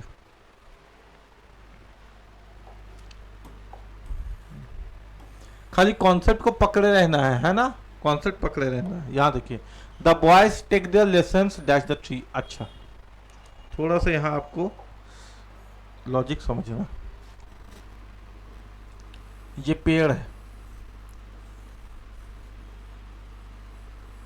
ये पेड़ की शाखाएं हैं, ये क्या है, ये पेड़ की शाखाएं हैं, है ना, ये पेड़ की शाखाएं हैं, ठीक है। ये देखिए, ये पेड़ का शाखा है ऐसे, ठीक है। और फिर यहाँ पर भी पेड़ का अपना पत्ता उत्ता निकला हुआ है, ठीक है। और ये पेड़ का छाया है, यहाँ तक पेड़ का छाया, पेड़ का नीचे बैठेगा तो पेड़ का अपना एक छाया बनता है ना, बस वही वाला चीज़ है। अब मेरे बात को समझिएगा, क्वेश्चन क्या है, the boys take the lessons dash the tree, बच्चे लोग पढ़ रहे हैं, बच्चे लोग अपना लेसन कर रहे हैं, ठीक है, होमवर्क कर रहे, क्लास वर्क कर रहे। कहाँ, पेड़ के कहाँ करते होंगे, पेड़ के अंडर यानी पेड़ के नीचे पढ़ते होंगे बच्चे लोग, पेड़ के बिलो, बिलो बिलो बिलो तो लेवल को दिखाता है, यहाँ तो कोई लेवल है नहीं, कोई पोजीशन है नहीं। इन, इन दिखाता है क्या, पेड़ का अपना एक दायरा, पेड़ के अपने एक दायरा। और यहाँ पे ओवर, ओवर का मतलब पेड़ के ऊपर होंगे और मूव करते होंगे हवा में। तो कहाँ होंगे, पेड़ के नीचे होंगे। बच्चा लोग कहाँ बैठा होगा, पेड़ के नीचे। ये बच्चा लोग यहाँ बैठा हुआ होगा, ऐसे करके ऐसे करके ऐसे करके ऐसे करके ऐसे करके। अब बच्चा लोग कहाँ बैठा होगा, पेड़ के नीचे। और नीचे के लिए क्या लगाएंगे हम लोग, अंडर, है ना, क्या लगाएंगे हम लोग, अंडर, ठीक है। बच्चा लोग कहाँ बैठा हुआ है, पेड़ के नीचे, तो अंडर, अंडर द ट्री, पेड़ के नीचे बैठे हुए, ठीक है। अब यहाँ देखिए, the boys take the lessons dash the shade of the tree, बच्चे लोग अपना पढ़ाई कर रहे हैं कहाँ, पेड़ के छाया में, पेड़ के छाया में। अब यहाँ पे किसके बारे में बात हो गया बेटा, पेड़ के छाया का। अगर पेड़ खाली रहेगा ना तो पेड़ के नीचे पढ़ रहे हैं तो अंडर। अब पेड़ के छाया के बारे में बात करेगा ना तो पेड़ के छाया का अपना एक बाउंड्री है, पेड़ की छाया का अपना एक सीमा है। पेड़ के छाया से बाहर निकलिएगा एकदम धूप दिखेगा, अंदर आइएगा बहुत अच्छा लगेगा। तो पेड़ का छाया, पेड़ की परछाई, पेड़ का शेड का अपना एक सीमा होता है और सीमा के लिए हम लोग इनका प्रयोग करते हैं, अभी हम लोग सीखे थे। तो the boys take the lessons in the shade, कहाँ, in the shade of trees. बोलिए बात समझ में आ रहा है क्या। बच्चे लोग पढ़ रहे हैं पेड़ के नीचे तो अंडर, बच्चे लोग पढ़ रहे हैं पेड़ के छाया में तो इन द छाया, इन द शेड, है ना। क्यों, क्योंकि शेड का अपना एक बाउंड्री, अपना एक सीमा है, यहीं तक छाया है, उसके बाद धूप है। Birds are sitting dash the tree, चिड़िया बैठी हुई है, कहाँ बैठी हुई है, पेड़ में। तो ऑन द ट्री होगा क्या, ऑन का मतलब तो ये हो जाएगा कि चिड़िया यहाँ बैठी हुई है। तो ऐसे बैठती है क्या, चिड़िया तो कहीं भी बैठ जाती है, चिड़िया तो कहीं भी बैठ जाती है, चिड़िया को बैठने में कोई दिक्कत नहीं है ना। चिड़िया पूरे पेड़ में कहीं पर भी बैठ जाती है। अच्छा, आप कहाँ रहते हैं? अगर आप रहते हैं रांची में तो आप क्या बोलेगा? आई लिव इन रांची। आप रहते हैं दिल्ली में तो आप क्या बोलेगा? आई लिव इन दिल्ली। आप पटना में रहते हैं तो आप क्या बोलेगा? आई लिव इन पटना। यानी आपका जो पूरा शहर है आप उसके साथ इन लगाते हैं। चिड़िया लोगों का पूरा शहर उसका एक पेड़ है। चिड़िया लोगों का पूरा शहर, पूरा गांव, पूरा कस्बा उसका एक पेड़ है। और वहीं पे वो अपना कहीं घर बना लेती है, उस शहर में, उस गांव में अपना घोंसला बना लेती है छोटा सा। वो वहां पे वो ऐट लगा लेगी। लेकिन पूरे जो पेड़ है वो चिड़िया लोग कहीं पर भी बैठ सकती है ना। तो चिड़िया उसके लिए इन लगाती है। क्या लगाती है? इन। तो birds are sitting in the tree. पेड़ में कहीं पर भी चिड़िया बैठ सकती है, वो उसका घर है। जैसे हम लोग बोलेंगे ना, आई live in Ranchi, I live इन पटना, तो चिड़िया बोलेगी आई live in banyan tree, I live in people tree. ठीक हो गया बात यहाँ तक, है ना। तो चिड़िया कहीं पर भी बैठी। लेकिन अगर चिड़िया पेड़ के ब्रांचेस में बैठेगी, पेड़ के शाखा में बैठेगी, तो देखिए ये पेड़ का शाखा है और चिड़िया पेड़ के शाखा के ऊपर बैठेगी, इसके सतह को टच करते हुए ऐसे चिड़िया बैठेगी, तो ऑन का प्रयोग होगा। क्या प्रयोग होगा? ऑन। यहां से क्वेश्चन बनेगा एग्जाम में, याद रखिएगा। अगर चिड़िया यहां बैठ गई तो फिर चिड़िया इसके सतह को टच कर रही है तो ऑन। बाकी चिड़िया इसके कहीं पर भी बैठ सकती है, जहां चाहे वहां बैठ सकती है, केवल ऊपर नहीं, कहीं पर भी बैठ सकती है, तो इन। बच्चा लोग पढ़ रहा है पेड़ के नीचे तो अंडर, और छाया के अंदर पढ़ रहा है तो इन द शेड, है ना। कॉन्सेप्ट क्लियर करते चलिए। ठीक है, ऐसा आपने प्रीपोजिशन पहले नहीं देखा होगा। ठीक है, एक एक बात को क्लियर कर रहे हैं। ये सब कंफ्यूजन वाला क्वेश्चन है, एग्जाम में आ जाएगा। आपको खाली बर्ड्स का कॉन्सेप्ट याद रहेगा, बच्चा का कॉन्सेप्ट। अरे अलग कैसे है, ये दोनों अलग कैसे है, ये चारों अलग कैसे है, उसको भी तो सोचना है कि नहीं? उसको भी सोचना है अलग कैसे है। Kids are playing dash the playground. बच्चे लोग कहाँ खेल रहे हैं? प्लेग्राउंड में। प्लेग्राउंड की अपनी एक बाउंड्री होगी, प्लेग्राउंड की अपनी एक सीमा होगी, वहीं तक प्लेग्राउंड है, उसके बाहर प्लेग्राउंड नहीं है, तो in. Kids are playing in the playground. I shall receive you dash the station. हम आपको रिसीव कर लेंगे स्टेशन में। स्टेशन के साथ क्या लगाइएगा? आपके मन में आया होगा इन लगाइएगा, ऐसा नहीं है। इन आप नहीं लगा सकते स्टेशन के साथ। स्टेशन बहुत बड़ा होता है, प्लेटफॉर्म नंबर 1 से लेकर के प्लेटफॉर्म नंबर 20 तक होता है। तो आपको अगर रिसीव करना है स्टेशन में अपने मित्र को, अपने दोस्त को, तो मान लीजिए आप बोलेगा ठीक है हम तुमको रिसीव कर लेंगे, तो किसी भी जाकर प्लेटफॉर्म में से खड़ा हो जाइएगा कि हम तो आ गए हैं स्टेशन, कहीं पर भी नहीं। पक्का एक निश्चित प्लेटफॉर्म होगा, वहीं जाकर के खड़ा होना होगा। आपका दोस्त अगर राजधानी एक्सप्रेस से आ रहा है जो प्लेटफॉर्म नंबर 3 पर रुकती है, तो आप प्लेटफॉर्म नंबर 13 पे जाकर के मत इंतजार करिएगा। आपको स्टेशन के प्लेटफॉर्म नंबर 3 पे ही ऐसे एग्जैक्ट लोकेशन पे खड़ा रहना होगा, बोर्ड लेके हाथ में। आपका वेलकम है, आपका स्वागत है। तो जहां पे एग्जैक्ट लोकेशन के बारे बात होती है, एकदम निश्चित स्थान के बारे बात होती है, उसके लिए हम लोग एट लगाते हैं। क्या लगाते हैं? एट लगाते हैं। आई लाइक वॉकिंग, मुझे पसंद है कहाँ चलना? गार्डन में। I like walking into the garden. यहाँ तो ये पसंद करता है। आई लाइक वॉकिंग इनटू का मतलब तो होगा कि गार्डन के अंदर घुसना। तो क्या हमको पसंद है कि हम गार्डन के अंदर घुसते रहें? नहीं, यहाँ पे गार्डन के अंदर चलने की बारे बात हो रही है। इनटू इसलिए नहीं होगा, इनटू का मतलब होता है कहीं प्रवेश करना। ठीक हो गया बात, है ना। I like walking in the garden, garden के अंदर, क्योंकि गार्डन की अपनी एक सीमा होगी। क्या होगी? अपनी एक बाउंड्री होगी, यहीं तक गार्डन होगा। He lives dash a big bungalow called Mannat. वो एक बहुत बड़े बंगला में रहता है जिसको मन्नत कहा जाता है ना। इसका एक बहुत बड़ा बंगला है जिसको मन्नत कहा जाता है। तो बहुत बड़े बंगले की भी अपनी एक बाउंड्री होती है, अपनी एक चारदीवारी होती है कि नहीं? आपने कभी बंगला देखा है तो देखा है ना, बंगला चारों तरफ से चारदीवारी होता है, अपना उसका एक सीमा होता है, उसका एक बाउंड्री होता है। तो क्या लगेगा यहाँ पे? इन। वो रहता है ना, वो जान है या वो ही लिव्स, वो रहता है कहाँ? एक बहुत बड़े बंगला में। तो बंगला का अपना एक सीमा होता है। Nobody stops dash the bus stop. कोई नहीं रुका बस स्टॉप पे। बस स्टॉप पे अपना एक फिक्स लोकेशन होता है, एक पक्का जगह होता है कि वहीं पे रुकना है। जैसे बस स्टॉप है, बस यहीं पे बस स्टॉप है, आपको यहीं पे खड़ा होना होगा। आप थोड़ी 500 मीटर आगे जाकर के खड़े हो जाएगा, अरे यार कहीं भी बस रुक जाएगा, नहीं। बस स्टॉप पे बस रुकती है ना, तो यहाँ पे एट होगा, स्पेसिफिक लोकेशन। ठीक है बात, आगे चलते हैं।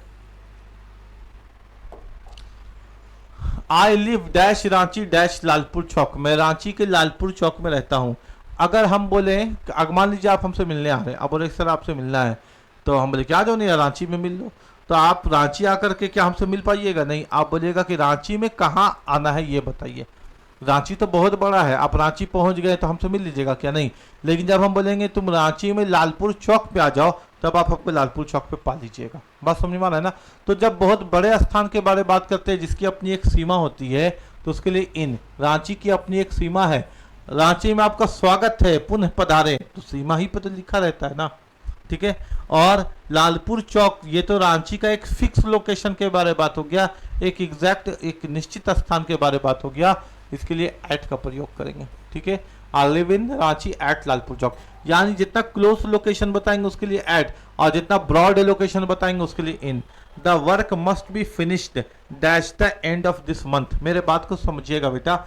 मंथ सर, डे कॉन्सेप्ट तो अभी अभी हम लोगों ने सीखा था कि अगर डे है तो डे के साथ ऑन लगेगा, अगर टाइम है तो इसके साथ इन, सॉरी एट लगेगा क्योंकि डे का एक पार्ट है, और अगर सर मंथ है तो मंथ तो इसके साथ इन लगेगा क्योंकि महीना तो एक दिन से ज़्यादा है और एक दिन से ज़्यादा के लिए इन लगता है, तो यहाँ पे क्या लगाएंगे? इन। नहीं बेटा, अब मेरे बात को समझिएगा, अगर कभी भी एंड ऑफ लिखा हुआ है, क्या लिखा हुआ है? एंड ऑफ, है ना, एंड ऑफ दिस के बाद आपको टाइम दे दिया है, चाहे वो टाइम आपको डे में दिया है, चाहे वीक में दिया है, चाहे मंथ में दिया है, चाहे ईयर में दिया है, अगर इसके साथ एंड ऑफ दिया हुआ है यानी समय सीमा दिया हुआ है, समय सीमा दिया हुआ है, तब हम लोग प्रीपोजिशन बाई का प्रयोग करेंगे, ठीक है। तब हम लोग प्रीपोजिशन बाई का प्रयोग करेंगे। ये मंथ देख करके इन नहीं लगा देना, डे देख करके ऑन नहीं लगा देना, 7 o'clock देख करके एट नहीं लगा देना, मॉर्निंग इवनिंग देख करके एट नहीं लगा देना, ईयर देख करके इन नहीं लगा देना। देखना कि अगर एंड ऑफ लगा हुआ है तो बाई लगाना, यानी अगर समय सीमा दिया हुआ है, समय का निश्चित सीमा, इतना दिन में करके दे देना भैया काम, तो बाई लगेगा। The work must be finished bye the end of this time या दिस मंथ, ये काम खत्म होना चाहिए, इस महीने के अंत तक में खत्म होना चाहिए, आपको चेतावनी दे दिया गया तो बाई लगेगा, ठीक है। The report must be submitted by the end of this week, week के साथ तो इन लगता है लेकिन द एंड आ गया तो बाय लगेगा सर, बाय द एंड, है ना। I need to complete the assignment by the end of today, today के साथ तो ऑन लगता है लेकिन सर बाय द एंड आ गया तो फिर क्या लगेगा? बाय लगेगा। क्लियर है? क्या समझ पा रहे हैं, सीख पा रहे हैं, है ना? एक एक बात को क्लियर कर रहे हैं। प्रीपोजिशन इससे बाहर आपको एग्जाम में जीवन में नहीं मिलेगा। जाइए, आज के बाद हमेशा के लिए प्रीपोजिशन का चक्कर आपका खत्म हो जाएगा। ही इज गुड, देखिए बेटा, गुड और बैड के साथ फिक्स प्रीपोजिशन एट लगता है। क्या लगता है? एट। गुड और बैड के साथ फिक्स प्रीपोजिशन एट लगता है। ही is good eight, he is bad eight, है ना।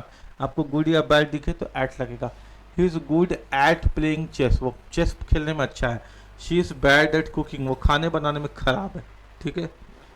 तो ही और शी नहीं, गुड और बैड के साथ आपको हमेशा एट लगाना है। क्या लगाना है? एट, इनर क्वालिटी के साथ, है ना। आगे देखते हैं। सीमा इज वेटिंग, अब मेरे बात को समझिएगा, ठीक है। अब मेरे बात को समझिएगा। फॉर का प्रयोग कब करते हैं? जब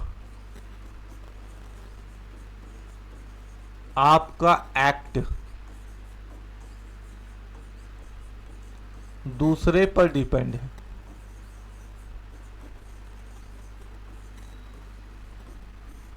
जब आपका एक्ट, आपका कोई भी काम, आपकी एक्टिविटी दूसरे पे डिपेंड है तो आप उसके लिए फॉर का प्रयोग करते हैं। आप उसके लिए फॉर का प्रयोग करते हैं, दूसरे पे डिपेंड है। और दूसरी बात, फॉर, है ना, इसे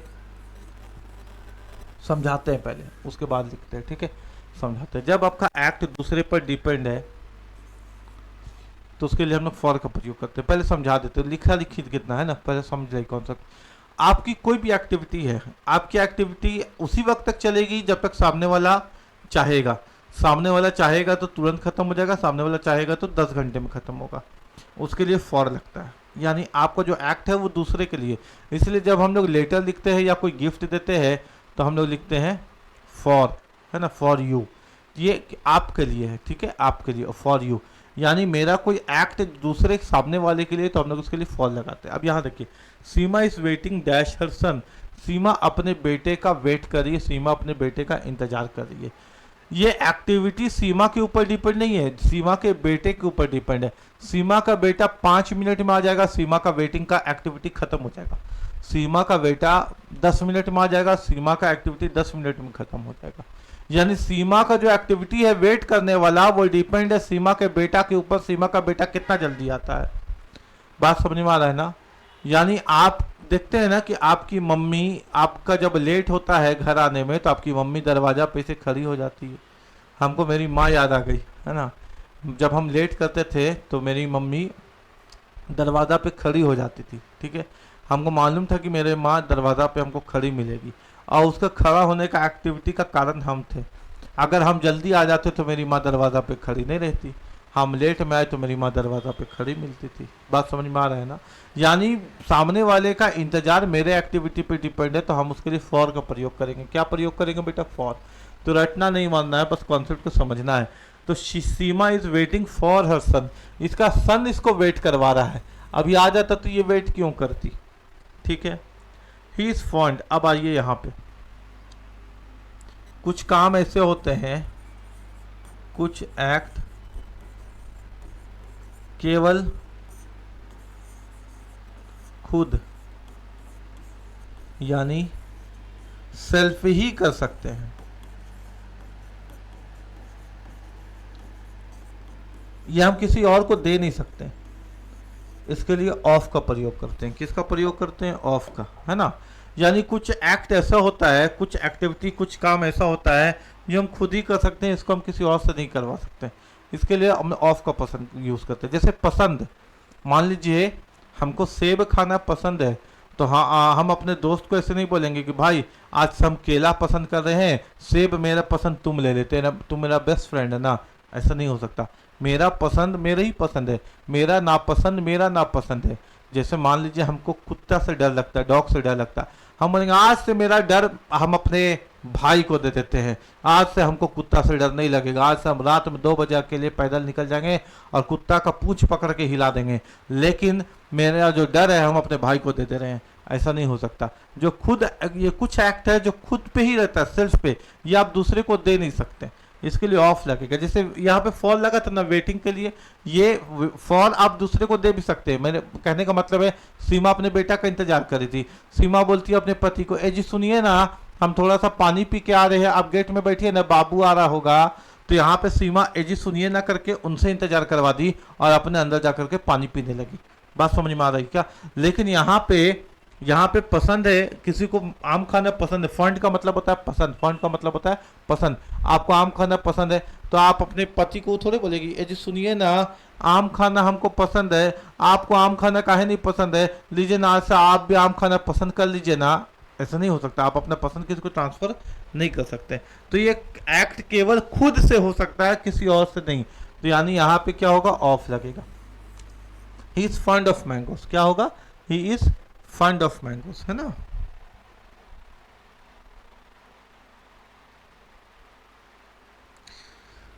क्लियर है बात यहां तक? He is fund of mangoes. आगे आइए,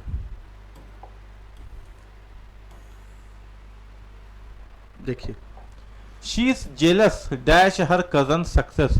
उसके कजन का सक्सेस से वो जल गई। शी इज जेलस, वो जल गई, ईर्ष्या उसको हो गया। किससे? उसके कजन के सक्सेस से। उसकी कजन सक्सेस कर गई, नौकरी ले ली, अब उसको अंदर से खराब लगा। पढ़ती थी, पैसा देकर के पास हुई है, अब ये ऐसे से बोलने लगी, जेलस हो गई, है ना।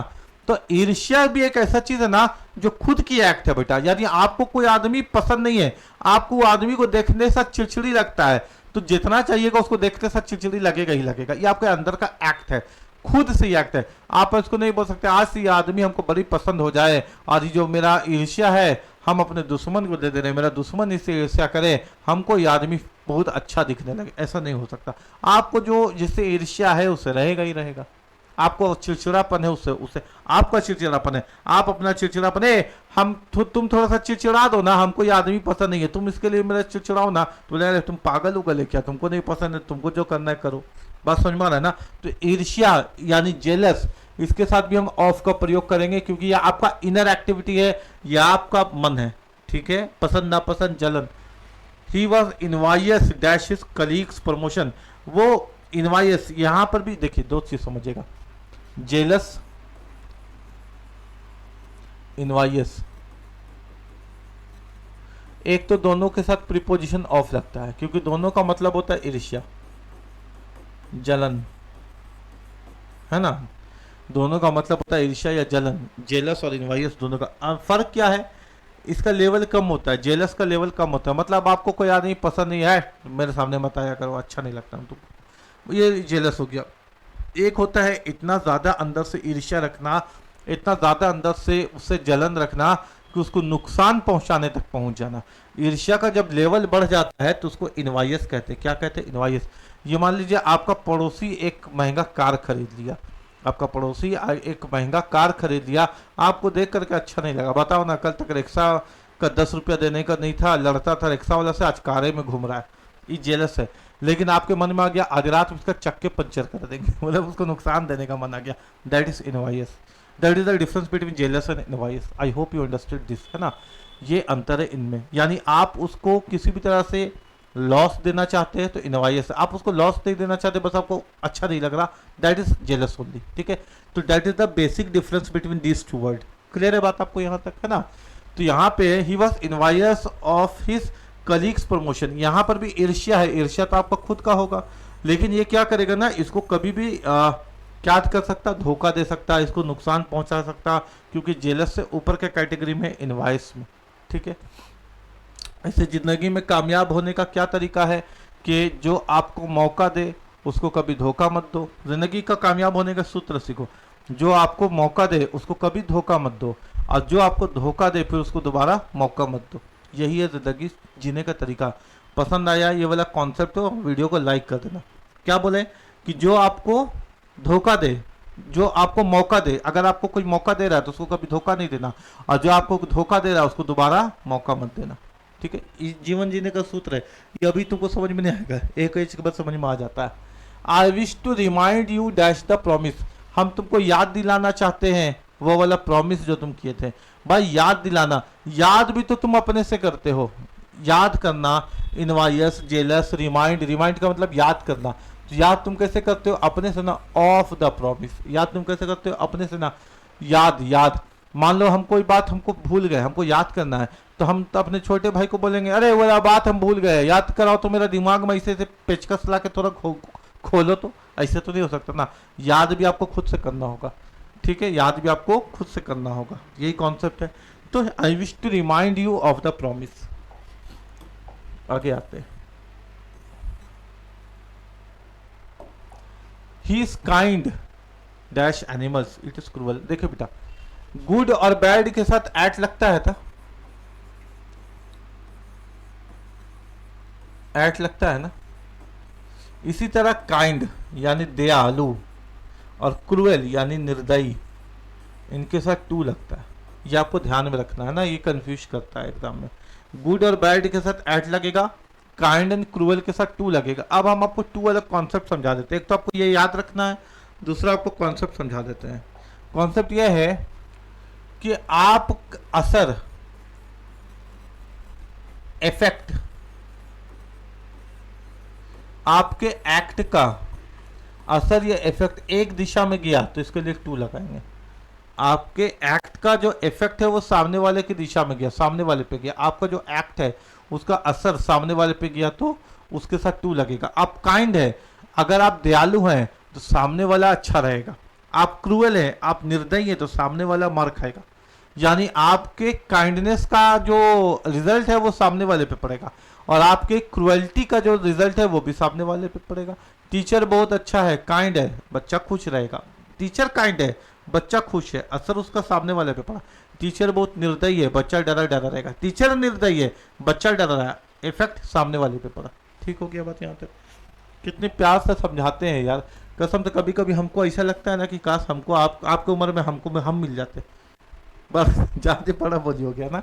देखिए, ही इज काइंड डैश एनिमल्स, वो काइंड है, दयालु है, लेकिन इसका असर किस पे पड़ेगा बेटा? जानवर पर। तो टू एनिमल्स, है ना।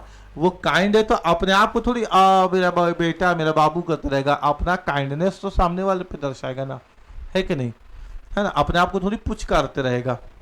और it is cruel dash beat helpless people, ये निर्दयी बात है, बहुत खराब बात है कि आप किसी असहाय आदमी को मार रहे हैं।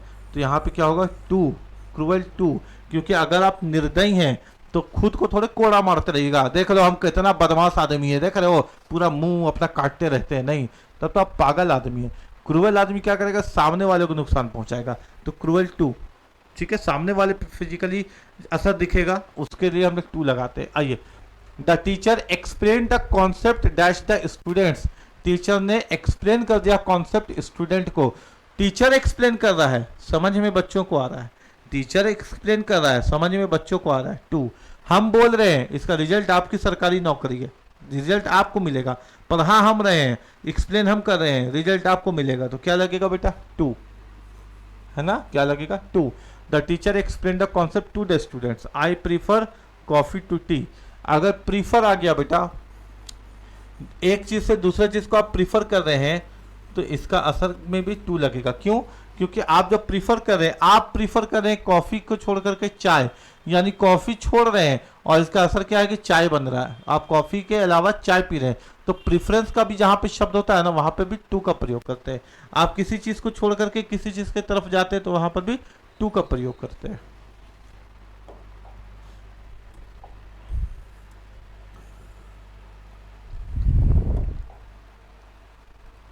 Please listen dash your parents, अपने पेरेंट्स की सुनो।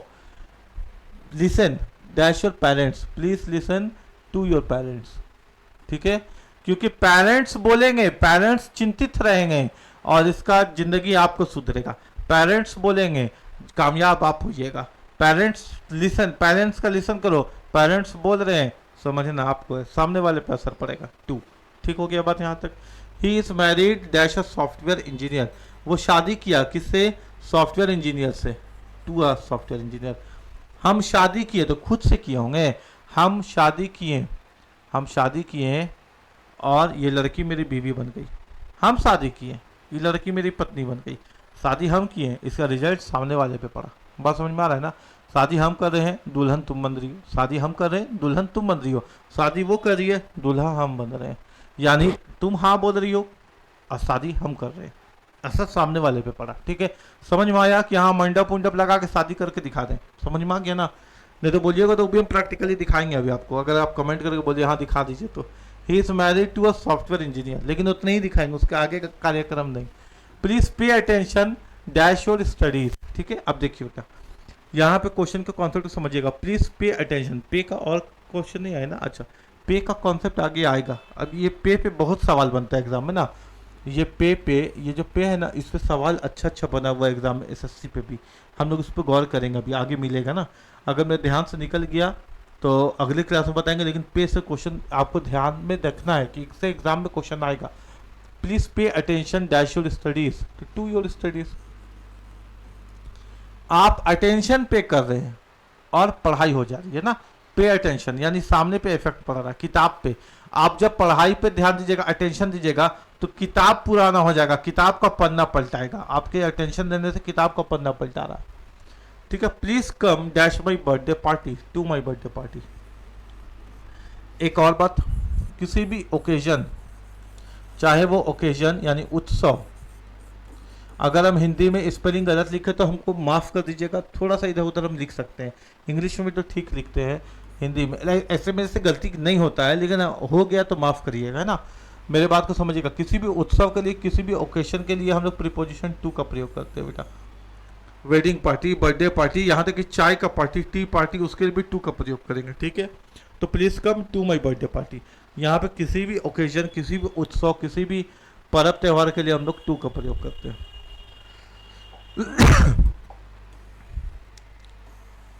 और ऐसे भी इनवाइट हम कर रहे हैं और असर आप में पड़ रहा है। इनवाइट हम किए, बर्थडे पार्टी मेरा है, तैयार होके आप आ रहे हैं, है कि नहीं? टू लगेगा ही लगेगा। She did not invite her to the wedding, for the wedding, at in the wedding. वो इनवाइट नहीं की उसको वेडिंग में, टू द वेडिंग।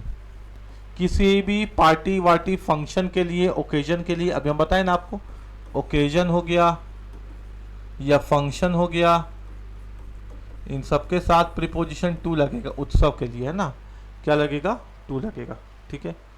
अच्छा, आपसे एक बात हम पूछते हैं, आप किसी के मैरिज में गए हैं कि नहीं गए हैं? आप किसी के मैरिज में गए हैं कि नहीं गए? अब ये कोई बात है सर पूछने वाला, हम तो मैरिज में जाते ही रहते हैं। आज से मत जाइएगा, आज से मत जाइएगा। क्यों नहीं जाइएगा सर? मैरिज और वेडिंग, वेडिंग का मतलब होता है विवाह, मैरिज का मतलब होता है वैवाहिक जीवन,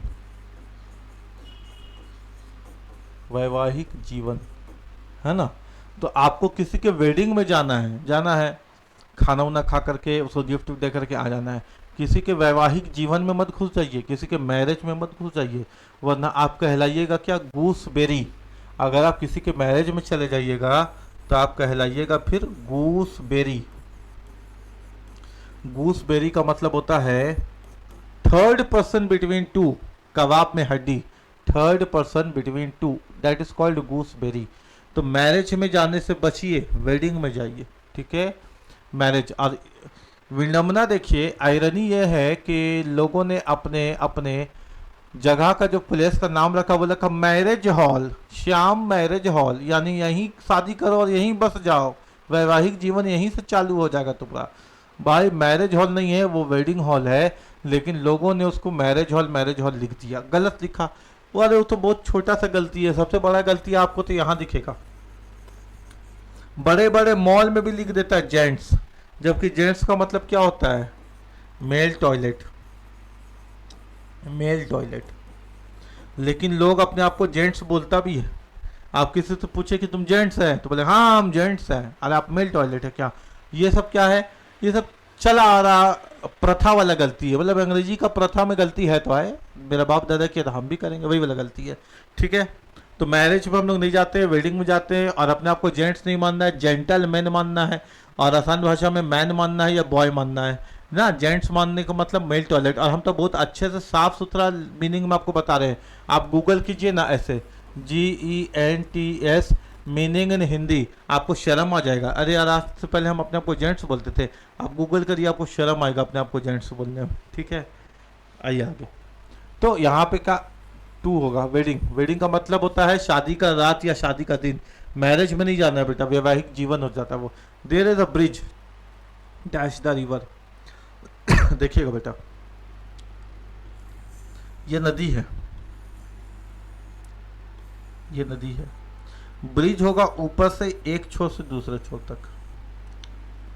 जो चीज ऊपर से एक पॉइंट से दूसरे पॉइंट तक होती है, यानी एक पॉइंट से दूसरे पॉइंट तक, ये नदी के पॉइंट टू पॉइंट होती है, उसके लिए हम लोग यूज करते हैं अक्रॉस। क्या यूज करते हैं? अक्रॉस। तो ब्रिज है रिवर के ऊपर, और ब्रिज रिवर के ऊपर होगा तो ऐसे ऊपर नहीं होगा, फैला हुआ भी नहीं होगा, एक पॉइंट से दूसरे पॉइंट तक होगा। ब्रिज एक पॉइंट से दूसरे पॉइंट तक, जो ऊपर से एक पॉइंट से दूसरे पॉइंट तक होता है ना, उसके लिए अक्रॉस का प्रयोग करते हैं। एक पॉइंट से दूसरे पॉइंट तक होता है, उसके लिए अक्रॉस का प्रयोग करते हैं इंग्लिश में। तो ब्रिज है नदी के ऊपर, तो अक्रॉस द रिवर। ठीक है, यहाँ देखिए तो क्या होगा, यहाँ पे अक्रॉस, यहाँ पे क्या होगा? To. I always swim dash the river, हम हमेशा तैरते हैं नदी के। कहाँ तैरते हैं? ऑन द रिवर, नदी के ऊपर तैरते हैं। नदी के ऊपर, नदी के ऊपर कैसे तैरेंगे? उसके सतह में, है ना। अक्रॉस द रिवर, नदी के एक पॉइंट से दूसरे पॉइंट तक तैरते हैं। इन द रिवर, नदी का अपना एक बाउंड्री है, वहां तैरते हैं। अंडर द रिवर, नदी के नीचे तैरते हैं, मतलब नदी यहाँ है इसके नीचे तैरे, ऐसे भी नहीं हो सकता। तो आई ऑलवेज स्विम कहाँ होगा बताइए? इन द रिवर या फिर अक्रॉस द रिवर। तो हम हमेशा तैरते हैं नदी के एक पॉइंट से दूसरे पॉइंट तक ही, गलत हो जाएगा। मेरे बात को समझिएगा बेटा, अक्रॉस नहीं करिएगा। गंगा नदी बहुत बड़ी है, तो कहा गंगा नदी के एक पॉइंट से दूसरे पॉइंट तक तैरिएगा? नहीं ना तैरिएगा, एक पॉइंट से दूसरे पॉइंट तैरते रहिएगा आप। हमें अभी ऑलवेज, हमेशा हम तैरते हैं है ना। मान लीजिए आप बहुत बड़ी नदी अमेजोन रिवर के बारे में बात करते हैं तो बाप जिंदगी बीत जाएगा आपका, 7 जन्म बीत जाएगा तैरते तैरते, है कि नहीं। तो आप कहाँ तैरते हैं बताइए, इन इन इन, क्यों? क्योंकि नदी की अपनी एक बाउंड्री है, उस बाउंड्री में कहीं पर भी तैर लेंगे, उस बाउंड्री में कहीं पर भी तैर लेंगे। ही केम डैश द रूम, वो आया, यानी पहले से अंदर नहीं था, आया था तो इनटू द रूम, पहले से अंदर नहीं था। अगर यहां रहता पहले से अंदर ही वॉज या ही इज तो इन लगाते, लेकिन केम आया था तो इनटू द रूम।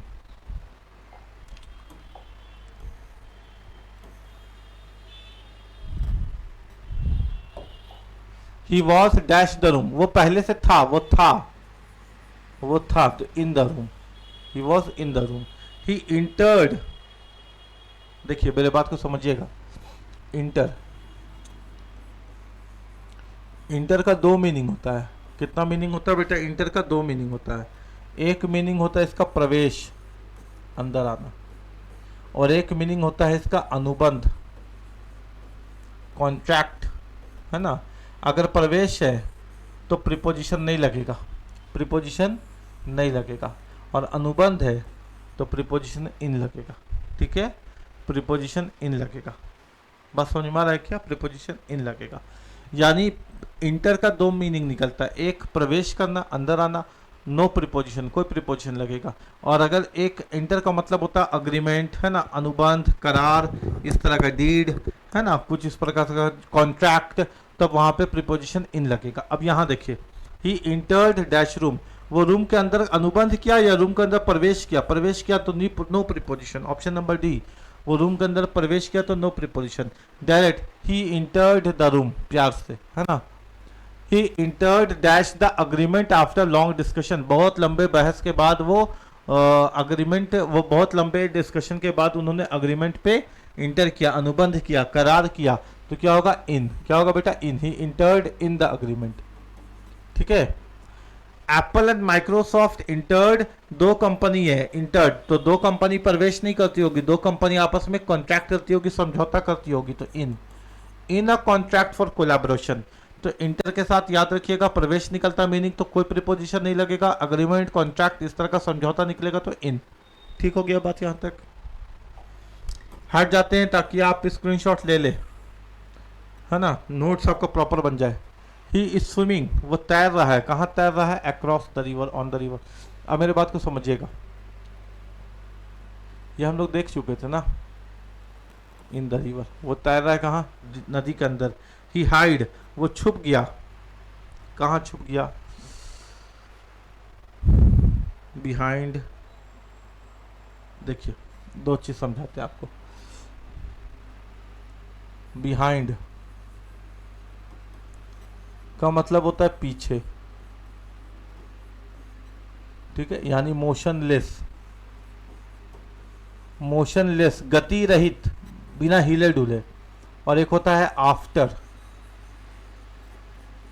इसका मतलब ये होता है पीछे, लेकिन ये मोशन के साथ होता है, ये मोशन के साथ होता है, ये गति के साथ होता है। दोनों का मतलब होता है पीछे, एक होता है गति रहित बिना गति के, एक होता है आफ्टर यानी पीछे, पीछे यानी गति के साथ, है ना, मूवमेंट के साथ। ही हाइड, हाइड का स्पेलिंग बिल्कुल ठीक है, ई हटा हुआ क्योंकि पास्ट है ना।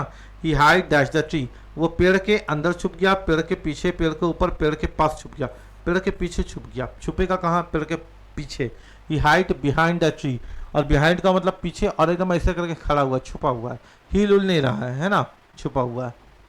He was running dash the bus, वो बस के पीछे भाग रहा है, तो बस के पीछे भाग रहा है टू द बस, नहीं टू द बस तो नहीं होगा क्योंकि अपने खड़ा हुआ बस पे इफेक्ट आ रहा है, ऐसा भी नहीं है। ये भी दौड़ रहा है, बस भी भाग रही है, दोनों भाग रहा है, दोनों एक्शन में है। तो क्या होगा यहाँ पे? आफ्टर, क्योंकि मूवमेंट है, ये वो बस के पीछे भाग रहा है, अब पीछे कौन वाला है? मोशन वाला। तो he was running behind, sorry after the bus, behind तो हो नहीं सकता क्योंकि वो तो मोशन के बिना होता है। ही हैड अ क्वारल, देखिए क्वारल, क्वारल का मतलब होता है झगड़ा, बहस, है ना, बहस।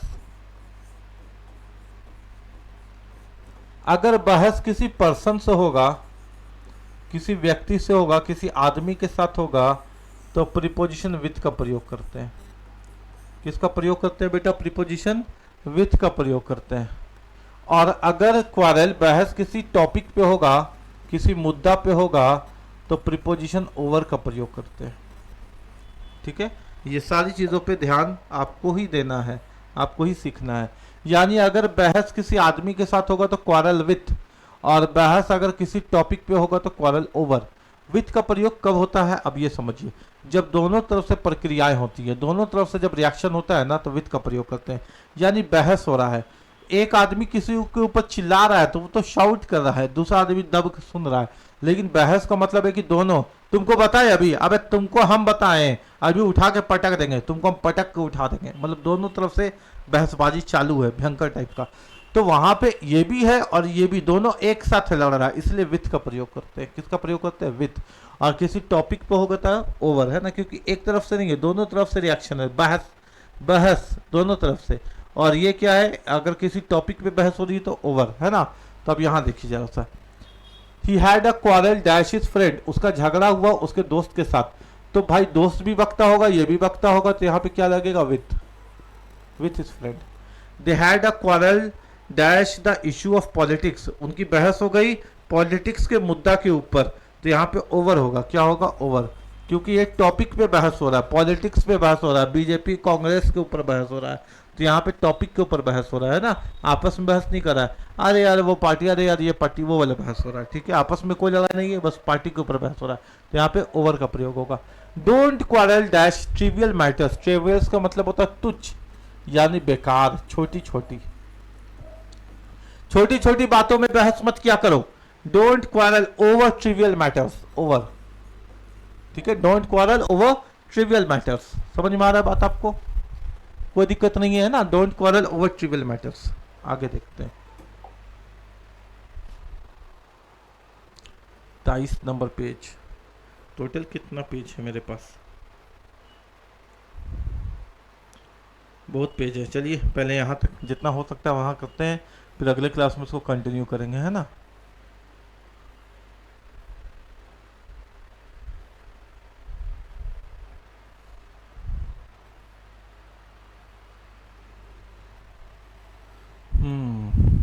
चौबीस 25 नंबर तक कर लेते हैं हम लोग। ठीक है, आज 25 नंबर तक कर लेते हैं, कल फिर उसको आगे कर लेंगे, हो सकता है कल कंप्लीट कर देंगे। ठीक है, आज 25 नंबर तक कर लेते हैं, या वादा नहीं कर रहे हो, अगर कंप्लीट नहीं किया तो फिर संडे को भी एक क्लास लेंगे, फ्राइडे सैटरडे संडे 3 दिन में ख़त्म करेंगे। नहीं तो बोलिएगा सर बोल देते कंप्लीट करेंगे। He is looking dash a new job for this days. आ जाओ मेरा बेटा, लुक का कॉन्सेप्ट समझो, है ना। इतने अच्छे से कॉन्सेप्ट ख़त्म करवाएंगे ना तेरा कि तुमको जीवन में फिर दिक्कत नहीं होगा। ठीक है, बस छठ मंगनी पट भी आया, यानी एक बार नौकरी करवा दो और फिर काम खत्म हम लोग का, है ना बेटा। लुक,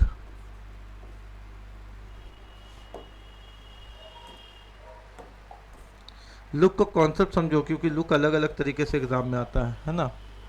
लुक यहाँ पे लिखते हैं, ठीक है, ऐसे ऐसे यहाँ पे अंदर में लिखते हैं ताकि तुमको अच्छे से समझ में आ जाए। लुक एट का मतलब होता है कहीं पर देखना, कहीं पर देखना। लुक एट का मतलब क्या होता है बेटा? कहीं पर देखना। ही is looking dash a new job this days, है ना। वो अब यहाँ पे देखो, ही is looking dash a new job this days, है ना। एक चीज होता है लुक फॉर, ये भी सीखो।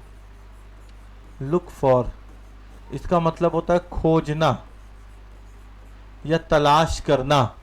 लुक फॉर का मतलब क्या होता है बेटा? खोजना या तलाश करना। लुक फॉर का मतलब क्या होता है? खोजना या तलाश करना। जैसे एक होता है लुक इनटू,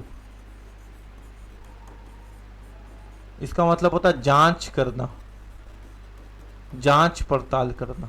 ठीक है, एक होता है लुक आफ्टर,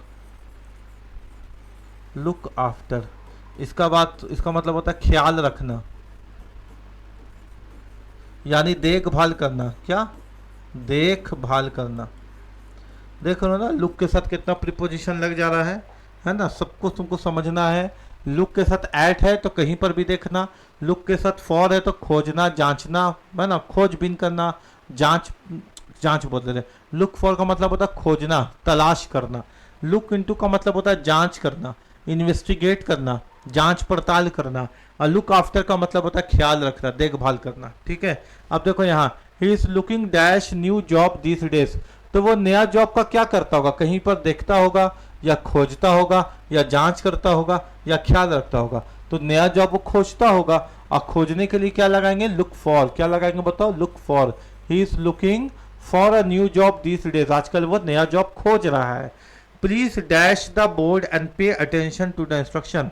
प्लीज, है ना, ऑप्शन देखो, लुक एट, मतलब लुक एट का मतलब होता है कहीं पर देखना, लुक एट का मतलब होता है प्लीज बोर्ड पर देखो, लुक आफ्टर प्लीज बोर्ड का ख्याल रखो, लुक फॉर प्लीज बोर्ड को खोजो, लुक इनटू प्लीज बोर्ड का जांच पड़ताल करो, नहीं sir, please look at the board, please board पर देखो। लुक एट का मतलब होता है कहीं पर देखना, लुक एट द बोर्ड, है ना, ऐसे। और लुक फॉर बोल देंगे, लुक फॉर द बोर्ड, यानी बोर्ड को खोजो हो जाएगा। My uncle is responsible to dash my property when I am away, जब हम दूर रहेंगे तो मेरे अंकल की जिम्मेदारी है मेरे प्रॉपर्टी का क्या करना, लुक आफ्टर करना, यानी ख्याल रखना। लुक इनटू यानी जब हम नहीं रहेंगे तो मेरे अंकल मेरे प्रॉपर्टी का जांच पड़ताल करवा देंगे। लुक एट मेरे प्रॉपर्टी को इसे निहारते रहेंगे एक टक मेरे अंकल। या लुक फॉर खोजते रहेंगे कि मेरा प्रॉपर्टी कहाँ है, मेरे प्रॉपर्टी का ख्याल रखेंगे कौन, मेरे अंकल, और ख्याल रखने के लिए लुक आफ्टर। ठीक है, the police officer is going to dash the case carefully to find out the truth, police officer जा रहा है इन्वेस्टिगेट करने के लिए, सच्चाई का पता करने के लिए। तो क्या होगा, look into the matter. Look into का मतलब क्या होता है, जांच करना। पुलिस ऑफिसर क्या करेगा, जांच करेगा, तो लुक इनटू। उम्मीद है कि लुक का कॉन्सेप्ट आपको समझ में आया होगा। ठीक है, अगले क्लास में इसको कंटिन्यू करेंगे, है ना। लुक के बाद अब आगे प्रीपोजिशन को पढ़ाएंगे और अगले क्लास में इसको कंटिन्यू करेंगे। अगर आपको वीडियो पसंद आया तो वीडियो को लाइक करें, चैनल को सब्सक्राइब कर ले।